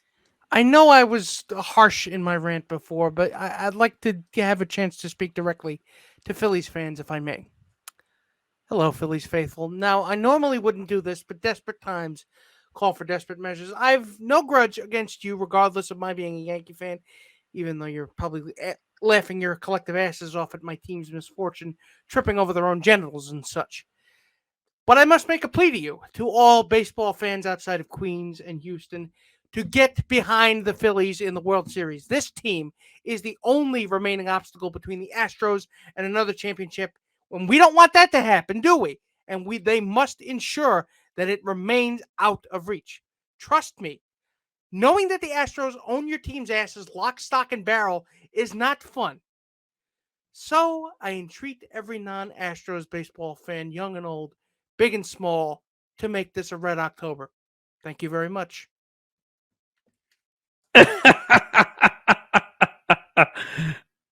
Tom, you're muted. Perfect. Yeah, there you go. Yeah. Perfect.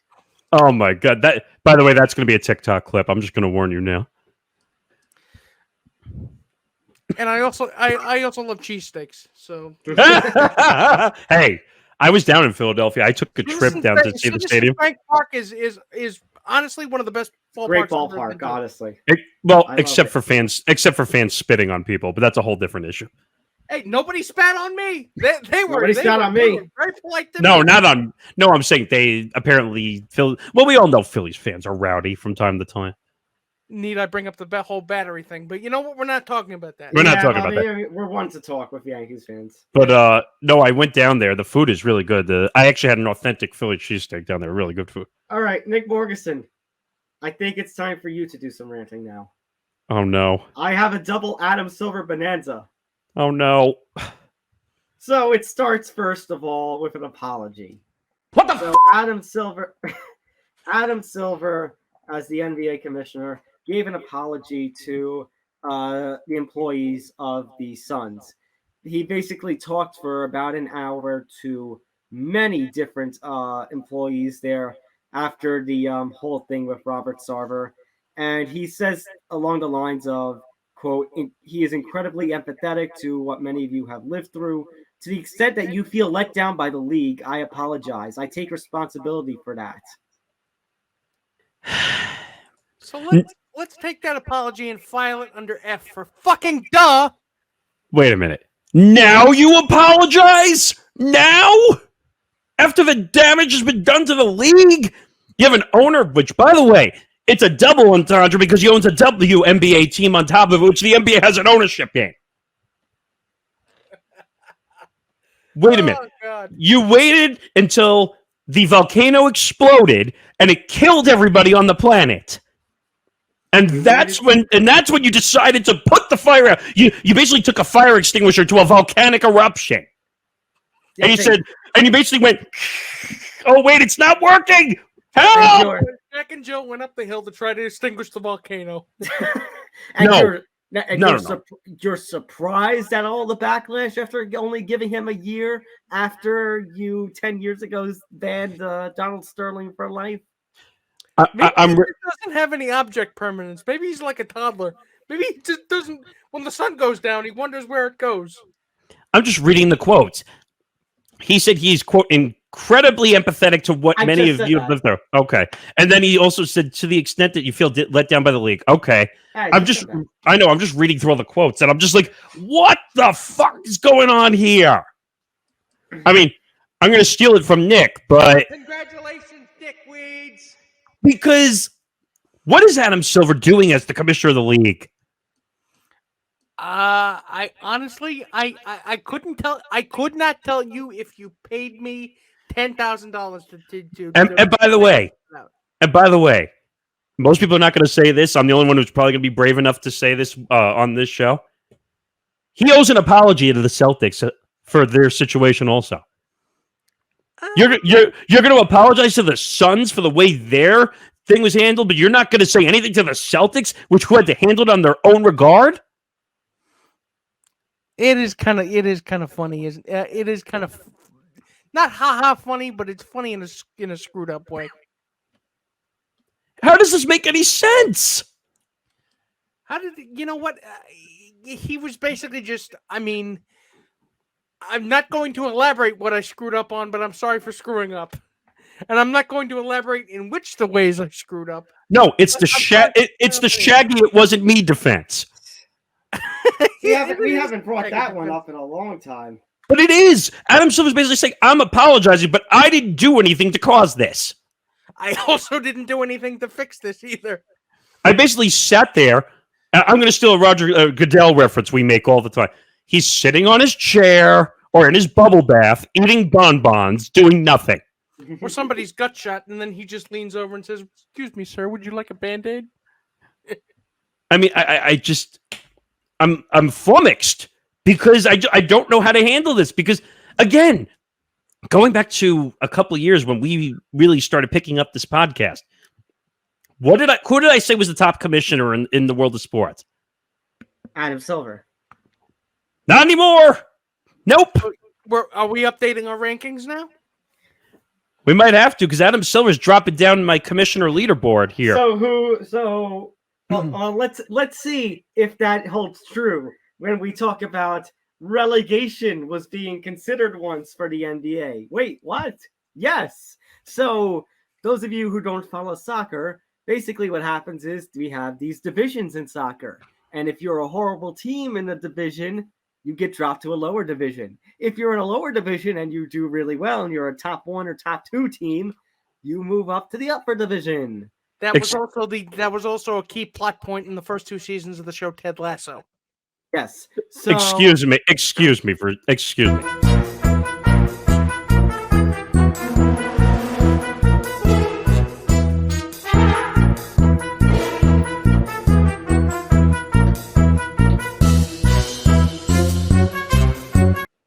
Welcome to the circus that is the NBA.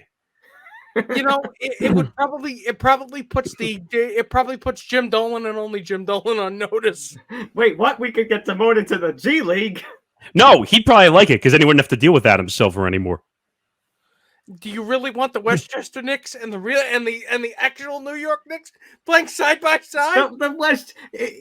If there was relegation in the NBA 2017, 2018, the Westchester Knicks would have probably beaten the New York Knicks. Wait a minute. First of all, you would never see the Knicks again. You would never see the Sacramento Kings again either. And you know what the worst part is? Adam Silver apparently was the one who brought this idea up to the commissioner's office. Wait, Rip? No, Silver basically rejected it. I thought I heard that he was... Okay, the league office considered it. Well, okay, there's no clarification. It's the league office. Well, if the league had to consider it, where did it come from? It probably came from him. Silver said that such a practice, however, would be destabilizing to the league. Gee, I wonder, because if you call it the Westchester, I mean the Delaware 87ers, who is the child organization to the Philadelphia 76ers, So what happens to all those players now? What if the Philadelphia 76ers purchase a contract from the Westchester 87ers? Does that mean they have to leave that NBA team, that NBA Delaware team, to go to Philadelphia because they're still a parent club? Would you actually have to create the Flint Tropics? I'm just going to say it right now. Can you imagine if the Lakers were the bottom two teams in the NBA, and the Lakers with LeBron James and Anthony Davis and Russell Westbrook, like I said in a minute, like you said in a minute, yeah. The season ends a little bit earlier, so LeBron James has extra time to work on Space Jam 3. No, don't speak that into existence. Even though that's more money in LeBron's pocket, why am I not surprised? Come on and slam. And take on the Jam. My point is, Adam Silver is like, I want a new commissioner. So who's the top commissioner in sports right now? Oh, that's a tough one. Probably Gary Bettman. I will never say Gary Bettman is the top commissioner in the world of sports, because Gary Bettman has a lot more to prove. I know he's made the sport better, but I will never say he's number one. Rob Manfred is number 4. I'm just going to say that right now. I guess you would have to say Roger Goodell. And God. Just saying it out loud feels dirty. I know. Let's put it this way. I really don't have a number 1. They all suck in their own way. That's the best way I can put it at this point. That's a good way to put it. I don't know, Nick. Do you have a legitimate number 1, or do you think they all suck? I mean, maybe Goodell. Just by default.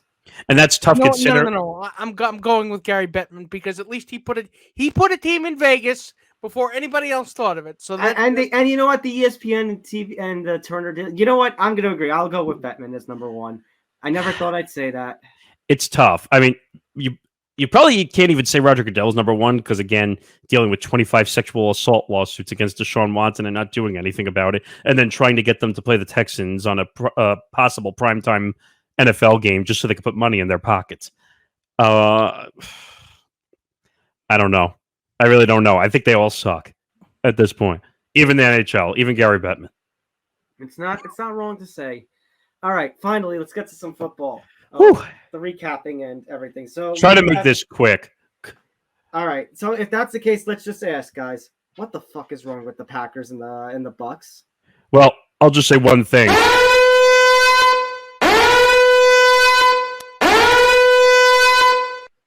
Sound the alarms for the Packers and the Bucks at this point. Well, Aaron, how are you going to get your girlfriend, the Wicked Witch of the West, to abracadabra your ass out of this one? I'll tell you. RELAX. Is that actually the incantations for the spell, or is it actually whipping up another fake COVID vaccine? He just told you. He just said it, okay? Come on. So he really is immunized from winning. Oh, God. The ball has been immunized from the end zone. But at least against Eastern teams, against the Giants, the Jets, the Commanders. And now this week they're going to play the Bills. By the way, I've never seen like a quarterback like the Packers lose to the Giants, the Jets, and the Commanders. You know what? 60 days ago. Think back to 60 days ago. Say that. What you just said to yourself 60 days ago, you probably would have thought you'd be crazy. Somebody said that to me 2 months ago. I probably would have said, you're out of your mind. Well, out of your fucking mind. It's panic time right now for Aaron Rodgers, more than Tom Brady, because I think the Bucs could figure out something out eventually, because at least they have the weapons, they have the wide receivers, they have the running backs. Tom Brady's just got to get his head out of his own ass. Well, hell hath no fury. They're like a quarterback going through a divorce. And he basically said that he's not going anywhere. So, by the way, he's going to be 70 years old. He'll have a walker. I'm not going anywhere. You're going to have to drag me. He wants to be the Gordie Howe of football. So, by the way, I did hear a weird rumor come out, on this day that we're recording, that apparently he's going to stay in the league until the divorce is finalized, so that when he goes to officially take the Fox contract, she can't take the money. Ooh, wow. That is some grade A scumbagging right there. I mean, not the. That's gonna be a lot of money. I hope he had a prenup. I mean, honestly, Tom, you did this to yourself. I'm assuming he probably had a prenup. You did this to yourself, and I really, really hope the kids aren't involved in this. Don't, because it's gonna get ugly. Don't be a Bezos or a Bill Gates and not have a prenup. And they don't deserve to go through this. It is what it is. All right, let's keep going. All right. Injury list. A lot.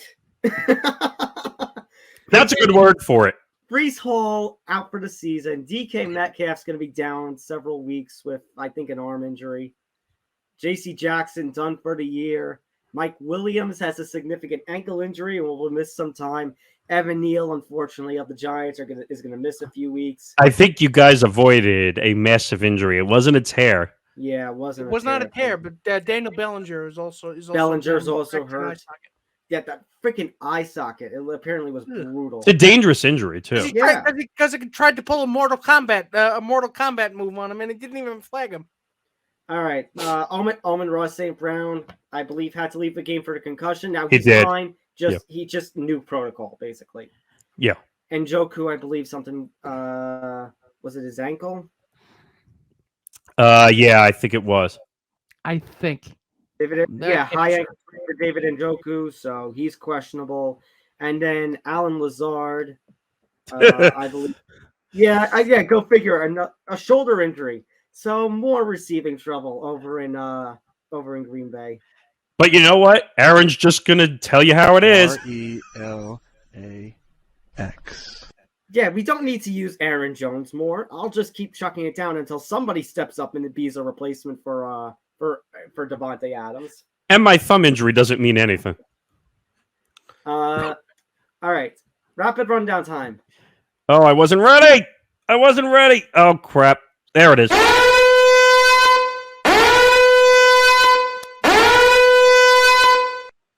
So good news, guys. There's only 2 teams on the bye. Bad news. It's the Chiefs and Chargers, 2 of the more exciting teams in football. Well, no one gives a crap about the Chargers after their loss last week. The Chargers really haven't played that well. Okay, so... fair. But the Chiefs. Hey, did we all get that right, plus the point? Wait, from what? Because we chose Seattle over the Chargers last week, didn't we? Let me double check. For some reason, I accidentally closed out of the tab. I remember taking them. Chiefs, Chargers? Well, no. The Chargers played the Seahawks. Oh, Chargers, Seahawks. That's what I meant. Yeah, so Morganson and I got that right. Federa picked the Chargers, but he actually got half credit because he said the Chargers weren't going to cover, and they did more than not cover. Actually, do you have the weeks since you're in there or no? Yes. So last week, guys, we actually had a very good week. We only got 2 wrong. And all the other games were either fully right or we got half credit for. Were all the locks right? On that math test. All the locks were correct too. Holy crap, sound the horns. We had a good week. Let's see if that will play out still in week. What were the official records, though? Do you have them? Morganson is in the lead with 56. I have 52.5. Federa has 51.5. Oh, it's close. Okay. It's close, yes. So let's begin with Thursday Night Football. The Ravens traveling to Tampa to take on those struggling Buccaneers, with the Ravens a 1.5-point favorite. Now, I know the Ravens defense has been prone to collapsing. I know Tom Brady can be Tom Brady, but Tom Brady has not been Tom Brady this season. He is actually showing age, and his whole team is showing age and no communication and chemistry. So Lamar is going to be Lamar. I trust the Ravens defense to hold on, against a decrepit Buccaneers team that may not even make the postseason at the rate they're going, or may get eliminated in the wild card round, like what caused Brady to leave New England a few years ago. Give me the money. I take the money for the Ravens. I do as well. Yeah, take the money. Tom Brady looks disgusting right now. That whole team looks disgusting. I was gonna say, Tom Brady. That whole team is a JOKE joke. And also, they can't keep their wide receivers healthy. Guys, we return to merry old London this week. By the way, exclusively on ESPN Plus. Yes, and let's see what team. Let's see what team awaits us in London on the first ESPN exclusive game. Oh no! Not only is the circus, it's a Piccadilly circus. You know what?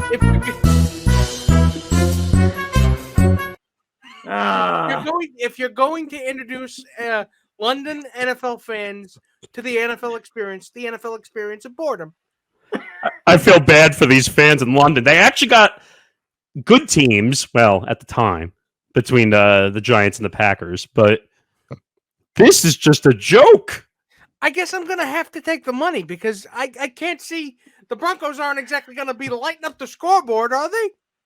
Yeah, but the Jaguars haven't exactly been lighting up the scoreboard. How many points even though they almost beat the Giants last They almost beat the Giants last week. They got 17. They had 27, and they had a lead on the Colts until that last Matt Ryan throw. You know what's scary, though? This is a neutral site game, and it's a pick'em game. This is either look. This is that just shows you how bad the Broncos have been. It is Broncos country is actually bleeding into boredom land. So I'm gonna ask this question, by the way, Nick Morgeson. How are you feeling on the Jets? Are you considering using your bench lock on them? Well, I don't want to give anyway yet because I feel like my locks have been stepped on the last couple times. Yeah, wait until we get there. Then I know because guys, I'm tempted to do it. Don't on this game. Don't do it on this game. I don't. Don't do it. Are you sure? You're asking. Absolutely sure. Tom, you're asking for trouble. Don't do it. Is Russell Wilson playing this week? I have no idea, to be honest. Actually, I don't know. Let's see his week 8 status. I think it's questionable, which basically means no. It is questionable. It would be somewhat surprising to play. So no. See, that makes me want to pick him more because they suck. The Broncos sucked with Rippy and his quarterback. God, for me, I would just stick with the money at this point because I will come back to it. I will take the money. I will just take the money. I will think about it. I will come back to it. Nick? I got to take the Jags. I'm just going to say one thing before you switch. Oh, you already switched the banner. But I was just going to say... Just become best friends. Yep. That's London fans trying to figure out what the hell this game is. Okay, 1:00 games. Dolphins a 3.5-point favorite on the road in Detroit against the Lions. I thought this was obvious, really obvious, but at the same time, the Dolphins kind of scare me a little bit. Lately. No Amon-Ra St. Brown, no Lions, so therefore I'm taking the money. Yeah, Jared Goff has kind of been iffy the last couple of weeks. I know Tua, with the whole thing with him, but you know what? I still say take the money. I mean, I'm kind of frustrated with the Lions because they were playing very competitive games early on, and now they're kind of doing the Lions as usual. So, yeah, I guess you would take the money. All right. Just under a double digit. We have the Bears coming off their huge upset of the Patriots on Monday Night Football, traveling to Dallas to take on those damn Cowboys. The Cowboys being a 9.5-point favorite. What the That's what I have to say about that game on Monday Night Football. By the way, that was probably the quickest pick we ever made on a game. And we got embarrassed. But you know what? I'm glad I was wrong because it won me fantasy football for the week. So. Oh, really? Wow. Yeah. I was taking on the Pats defense after making a pretty bad mistake in my starting lineup. And the defense shitting the bed helped me win the game. So. I mean, they didn't just shit the bed. They waved the white flag, whatever you want to say at this point. I will get to the Patriots in just a little bit, but I don't know if I definitely go with the Cowboys. I don't know if I want to take the money. I'll take the money. I mean, the concern is more the Cowboys offense than the defense. That's the concern. Yeah, but I'll take the money. I'll take the money. I don't know. I mean, it would be a touchdown, an extra point, and a field goal. I'll go with it. All right, I'm going to take the money, but the Bears are not going to put up 33 points again. No. That was one time as a fluke. Let's see if it happens against a team like the Cowboys. If it happens twice in a row, then we have a different situation. Yeah. Raiders at the Saints. The Raiders are a 2-point favorite. Guys, for the first time this week, we're going to upset city. I'm going to take the New Orleans Saints at home. They look so much better with Andy Dalton under center. Have we seen the last of Jameis Winston? I think so. If the Saints are smart, they should. I am probably gonna go upset city with you. I mean, the Raiders have kind of been a massive disappointment so far. I mean, Derek Carr has looked awful. When Devontae Adams is not hitting cameramen, maybe he'll actually catch the football. I don't like the Saints though either. Do you guys really like the Saints? Like, no. It's a matter of they're coming off performing well and they're at home. So that at least that for me that's what factors into it. I mean, the Raiders have been a disappointment. I'm going to go upset and take the Saints +2. Good. Going to now a NFC South matchup. Blah. Panthers Falcons. Yeah. Look at this, guys. Did we think at the start of the season we were going to see the Falcons as a favorite, let alone a 4.5-point one? No. Okay, so I guess I'm gonna have to take the money. I cannot believe I'm saying this. I'll take the money. This is an NFC South division matchup from hell. I mean, like, what are the Panthers at this point? They're parts. They're not a team. They're a scrap yard. What? If the Panthers pull off the upset here and the Bucs lose on Thursday night, the Panthers are in first place. That's not saying much, though. I know it's not. By the way, wouldn't that be a practical? That would be a practical joke worthy of the Joker. No, that would be a practical joke, practical enough for our out of context empty the bench account. That would be a joke. That would be a joke impractical enough for impractical jokers. That's a good point, but I don't know. Marcus Mariota versus PJ Walker. Yeah. I mean, in that matchup, Marcus Mariota is the better quarterback. I can't believe I'm saying that. And isn't Cordell Patterson on the IR? Yep. God, this is going to be the battle of ugly football, isn't it? Must not watch TV. This one might actually burn your eyes if you watch it. So where are you going to go? Because I'm tempted to change my pick and go for chaos and pick the Panthers to be first place after this week. No way. I think the Panthers are a scrap metal yard. And the Falcons, which they have that weird stat where they've covered, I think, in every game so far this year, right? Very true. But this time they're not the underdog. Yeah, and rightly so. The Panthers are a bunch of parts. Take the money. All right, take the money. All right. Patriots against the Jets. The Pats are the favorite. I'll be a 1.5-point one. This is more. This is so wrong. Whoever is in Vegas, this is so wrong, and they know it's wrong, but they're trying to tempt Vegas to make bets. And guys, something to note after watching Monday Night Football. There is a chance Mac Jones is out of a starting job. Of course, because he looks awful. I mean, don't get me wrong. Bill Belichick, after three series, said, "You know what? I'm going to take him out." By the way, that's my lock. I'm going upset city. That's my lock at +1.5 for the Jets. I see you, Zap. I see you, Zap. Well, Nick, for the second week in a row, we matched locks. Oh, my God. Wait, did Nick lock on this one, too, or no? I'm locking on this No, one. I'm just asking if he did. Oh, it's just the two of us. Okay. No, I'm going upset city. But you're not taking it. We're taking the upset city plus the lock. We're going upset city plus a lock. Double bench lock for Morganson and I. Yeah. And Who would have thought that I'd be riding the Jets train for my locks? Hey, who would have thought I was riding the Jets? By the way, just to go behind the curtain, I showed this to the guys on the chat. Bart Scott liked my Instagram post of the Jets going 0-17. Maybe he thought you were just being sarcastic. He might have, because I mean, that much self-loathing in one Instagram post. I mean, it's too much for one man to handle. I just can't believe you liked that post. Can't wait. Can't wait. Cardinals and Vikings. The Vikings are a 3.5-point favorite. Gentlemen, you wanted to know what my lock was? Here it is. Oh my God. That's not the game I thought you were going to lock on. Going with the Vikings, despite the fact that the Cardinals have D-Hop back. That's a tough one, really. I guess you're confident in the Vikings. The one thing I'll give him the benefit of the doubt on is Kyler Murray's not throwing the football well at all. That is true. But you know what? I will take the money. I won't lock this one, but I will take the money. Yeah, I'm with taking the money here. Maybe Kirk Cousins will actually win a game at home. Well, maybe. You know what? It's a home game and it's not prime time, so maybe Kirk Cousins. That's a good point. Okay, then obviously take the money.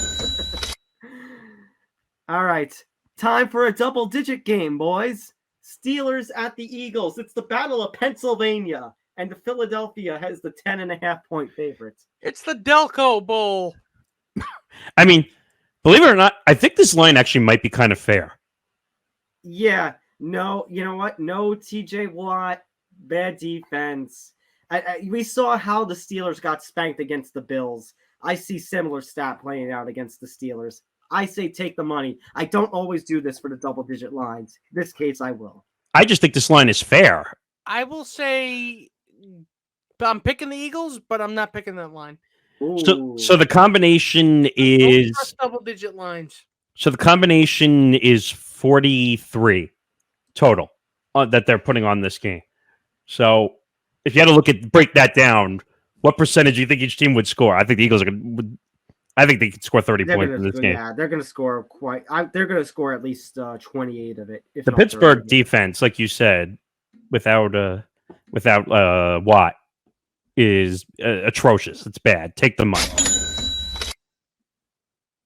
All right, going now to the Titans and the Texans, the battle of black teams that start with T, and the Titans are a 2-point favorite.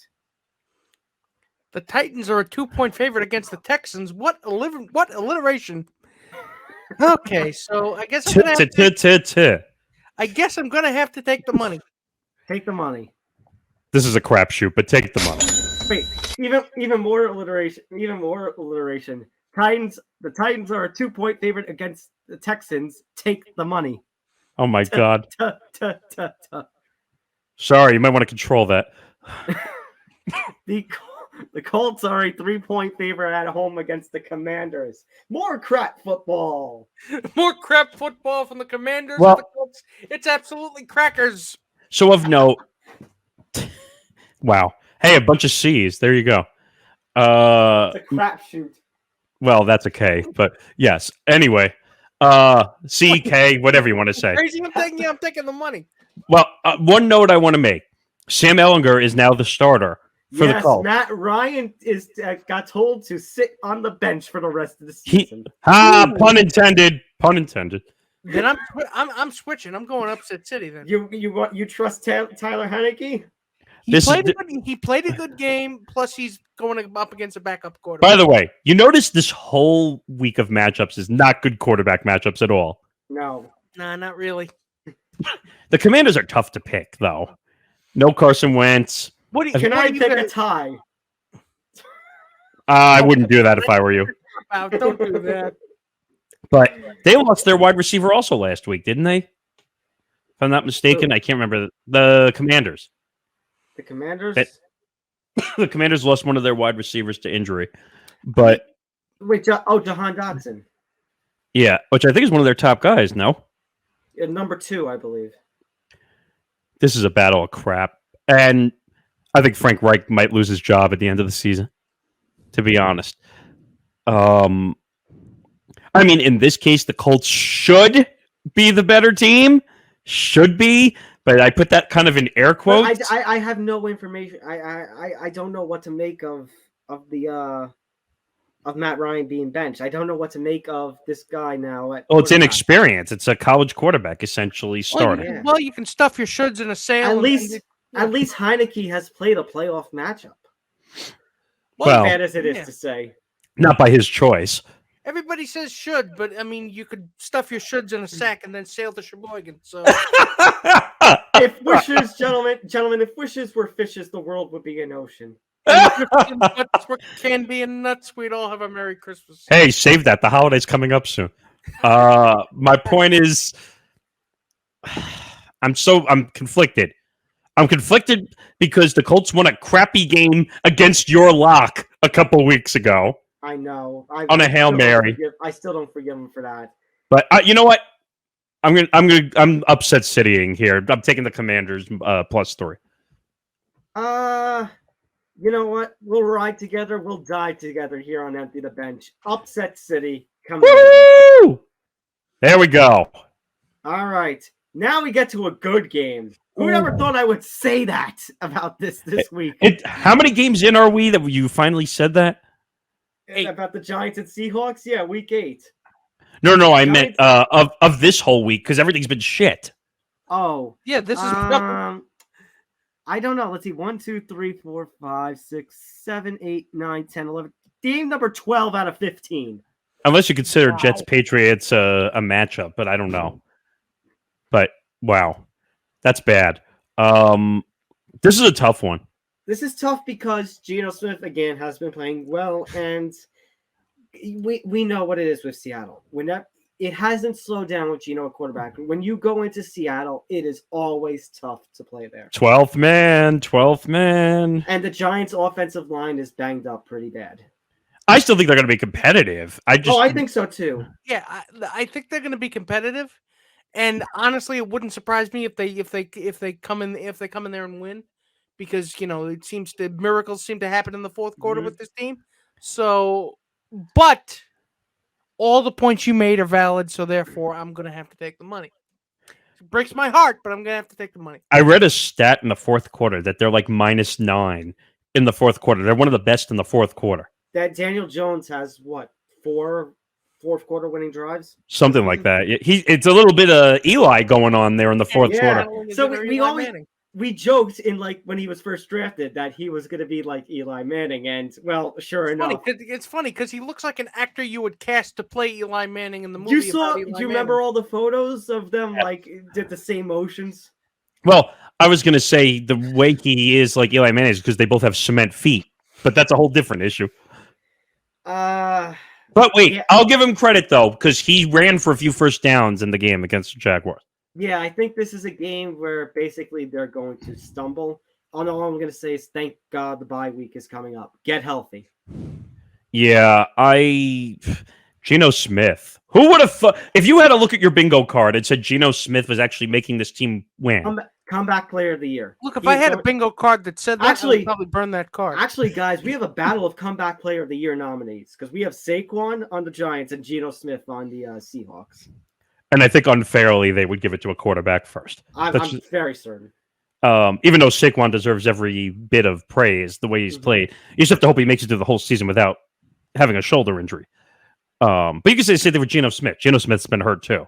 So, yeah, I'm going to take the money, but I think you're going to be sweating this game if you're betting the favorite. I'll be honest. I wouldn't even bet this matchup. I would just sit back and relax. Like I said, it's the one game of this week that's not crap football. So just enjoy it. But yeah, I'm going to sweat it, but I would say take the money. All right, 49ers and Rams. This should be a good game, but nobody's really taking control of that NFC West. It's 49ers. The 49ers are a 1.5 point favorite, which shocks me, but I guess I'm actually not surprised. McCaffrey probably McCaffrey factor. He probably leans them.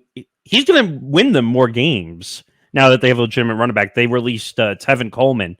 Not that mattered. Tevin Coleman was kind of on the downside of his career anyway, but McCaffrey's going to win them games. The Rams are a mess. They're a mess. We don't know what to expect.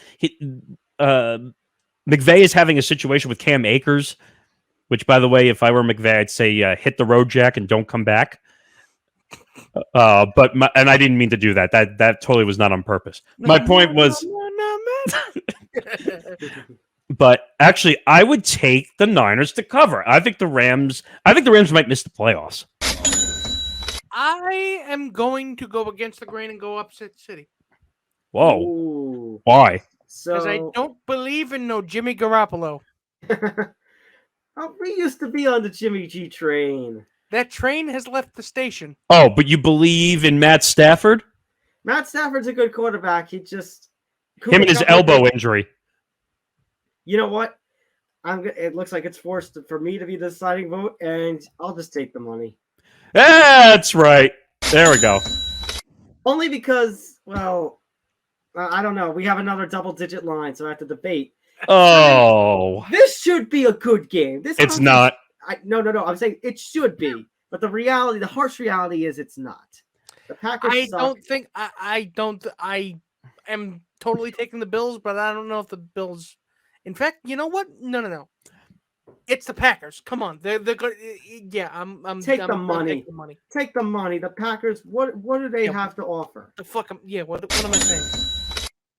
I mean, I'll do it 3 times because they should win. I mean, by the way, the total number, which I think is ridiculous, and I would bet the under on it, 47.5. I have a message here.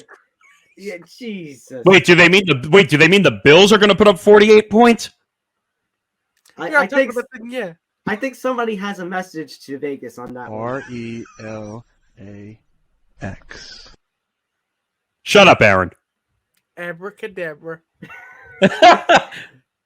All right.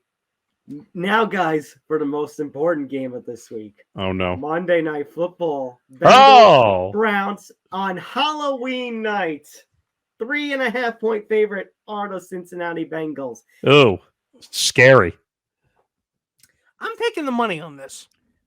So, I mean, well, should we say what's coming up? Because well, not yet. Browns are 2-5. The Bengals are 4-3. The Bengals haven't looked strong, but you know what? They are tied with Ravens for first in the AFC North. And you know what? The Browns are scary. The Browns have lost in some scary ways. It's Halloween night. It's going to be basically the full moon. Everything's going to come full circle. And you know what? Since I'm going to be there for a Bengals game, I might as well say it. As much as I've been doubting them some this year, don't disrespect the Bengals. Take that Ooh, bravo. money. Take that money. who'd you have, Nick? I'm taking the Bengals. money. Yeah, the Browns are the Browns. Take the money. Now, why is it so special? I kind of said it. Whoa! Join us on Halloween night at 8 p.m. Eastern, 15 minutes before kickoff, for our own special live stream. So we had some fun and success with the Giants-Cowboys one last month. We're going to do it again on Halloween night. Bengals-Browns. If you want to watch Nick eat a bunch of candy, then come watch the live stream. Why are you doing that like I'm some kind of zoo animal on this place? All I'm doing is Halloween. You're supposed to be eating candy. What do you think I am? Some kind of monster? Well, what did you say? You're going to eat a 3-pound bag of candy? I said I had a 3-pound bag of candy. I'm going to eat 3 pounds of candy. What do you think I am? A gaffoon? Well, just bring the Kit Kats. Bring the Kit Kats. You know what? Just for that crack, you're not getting any. Well, we're not in the same place, so we kind of can't do it anyway. And I was gonna ship it over to you, but nope. Now my mind is made up. You know what? the failure. You know what, Nick? RELAX. Oh, you shut up! You're not getting any candy. Well, You're getting less than nothing, Aaron. well, talk about scary. Aaron Rodgers. You know what? One of us should dress up as Aaron Rodgers as a costume. What? I don't know if I can make it. I don't know if I can. I don't make know. it. Guys, I've heard that Aaron Rodgers has a direct flight after the Sunday Night Football game. He's got to go to Salem, Massachusetts on Halloween. Wait a minute. He might be there right now. I mean, they might be pushing his girlfriend off a cliff. Whoa! Whoa! Oh my God! What just? And you know what? Music, but you can't play that music. Play it again. I need to put. Well, I gotta lower it.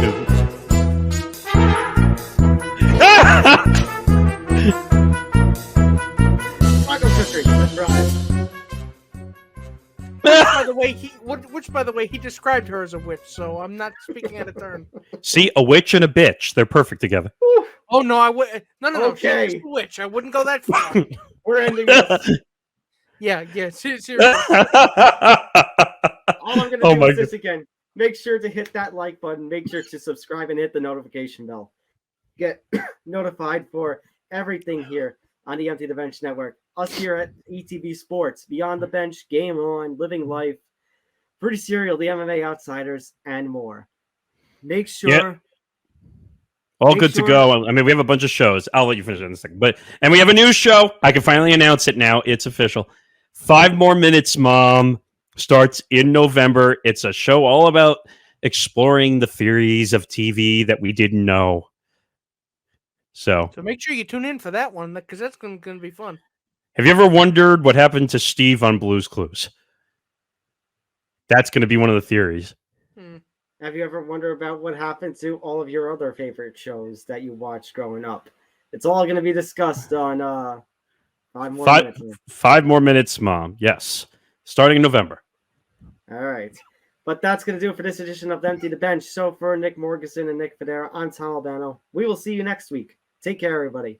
Good night, everybody! Good night, everybody. We'll see you next week.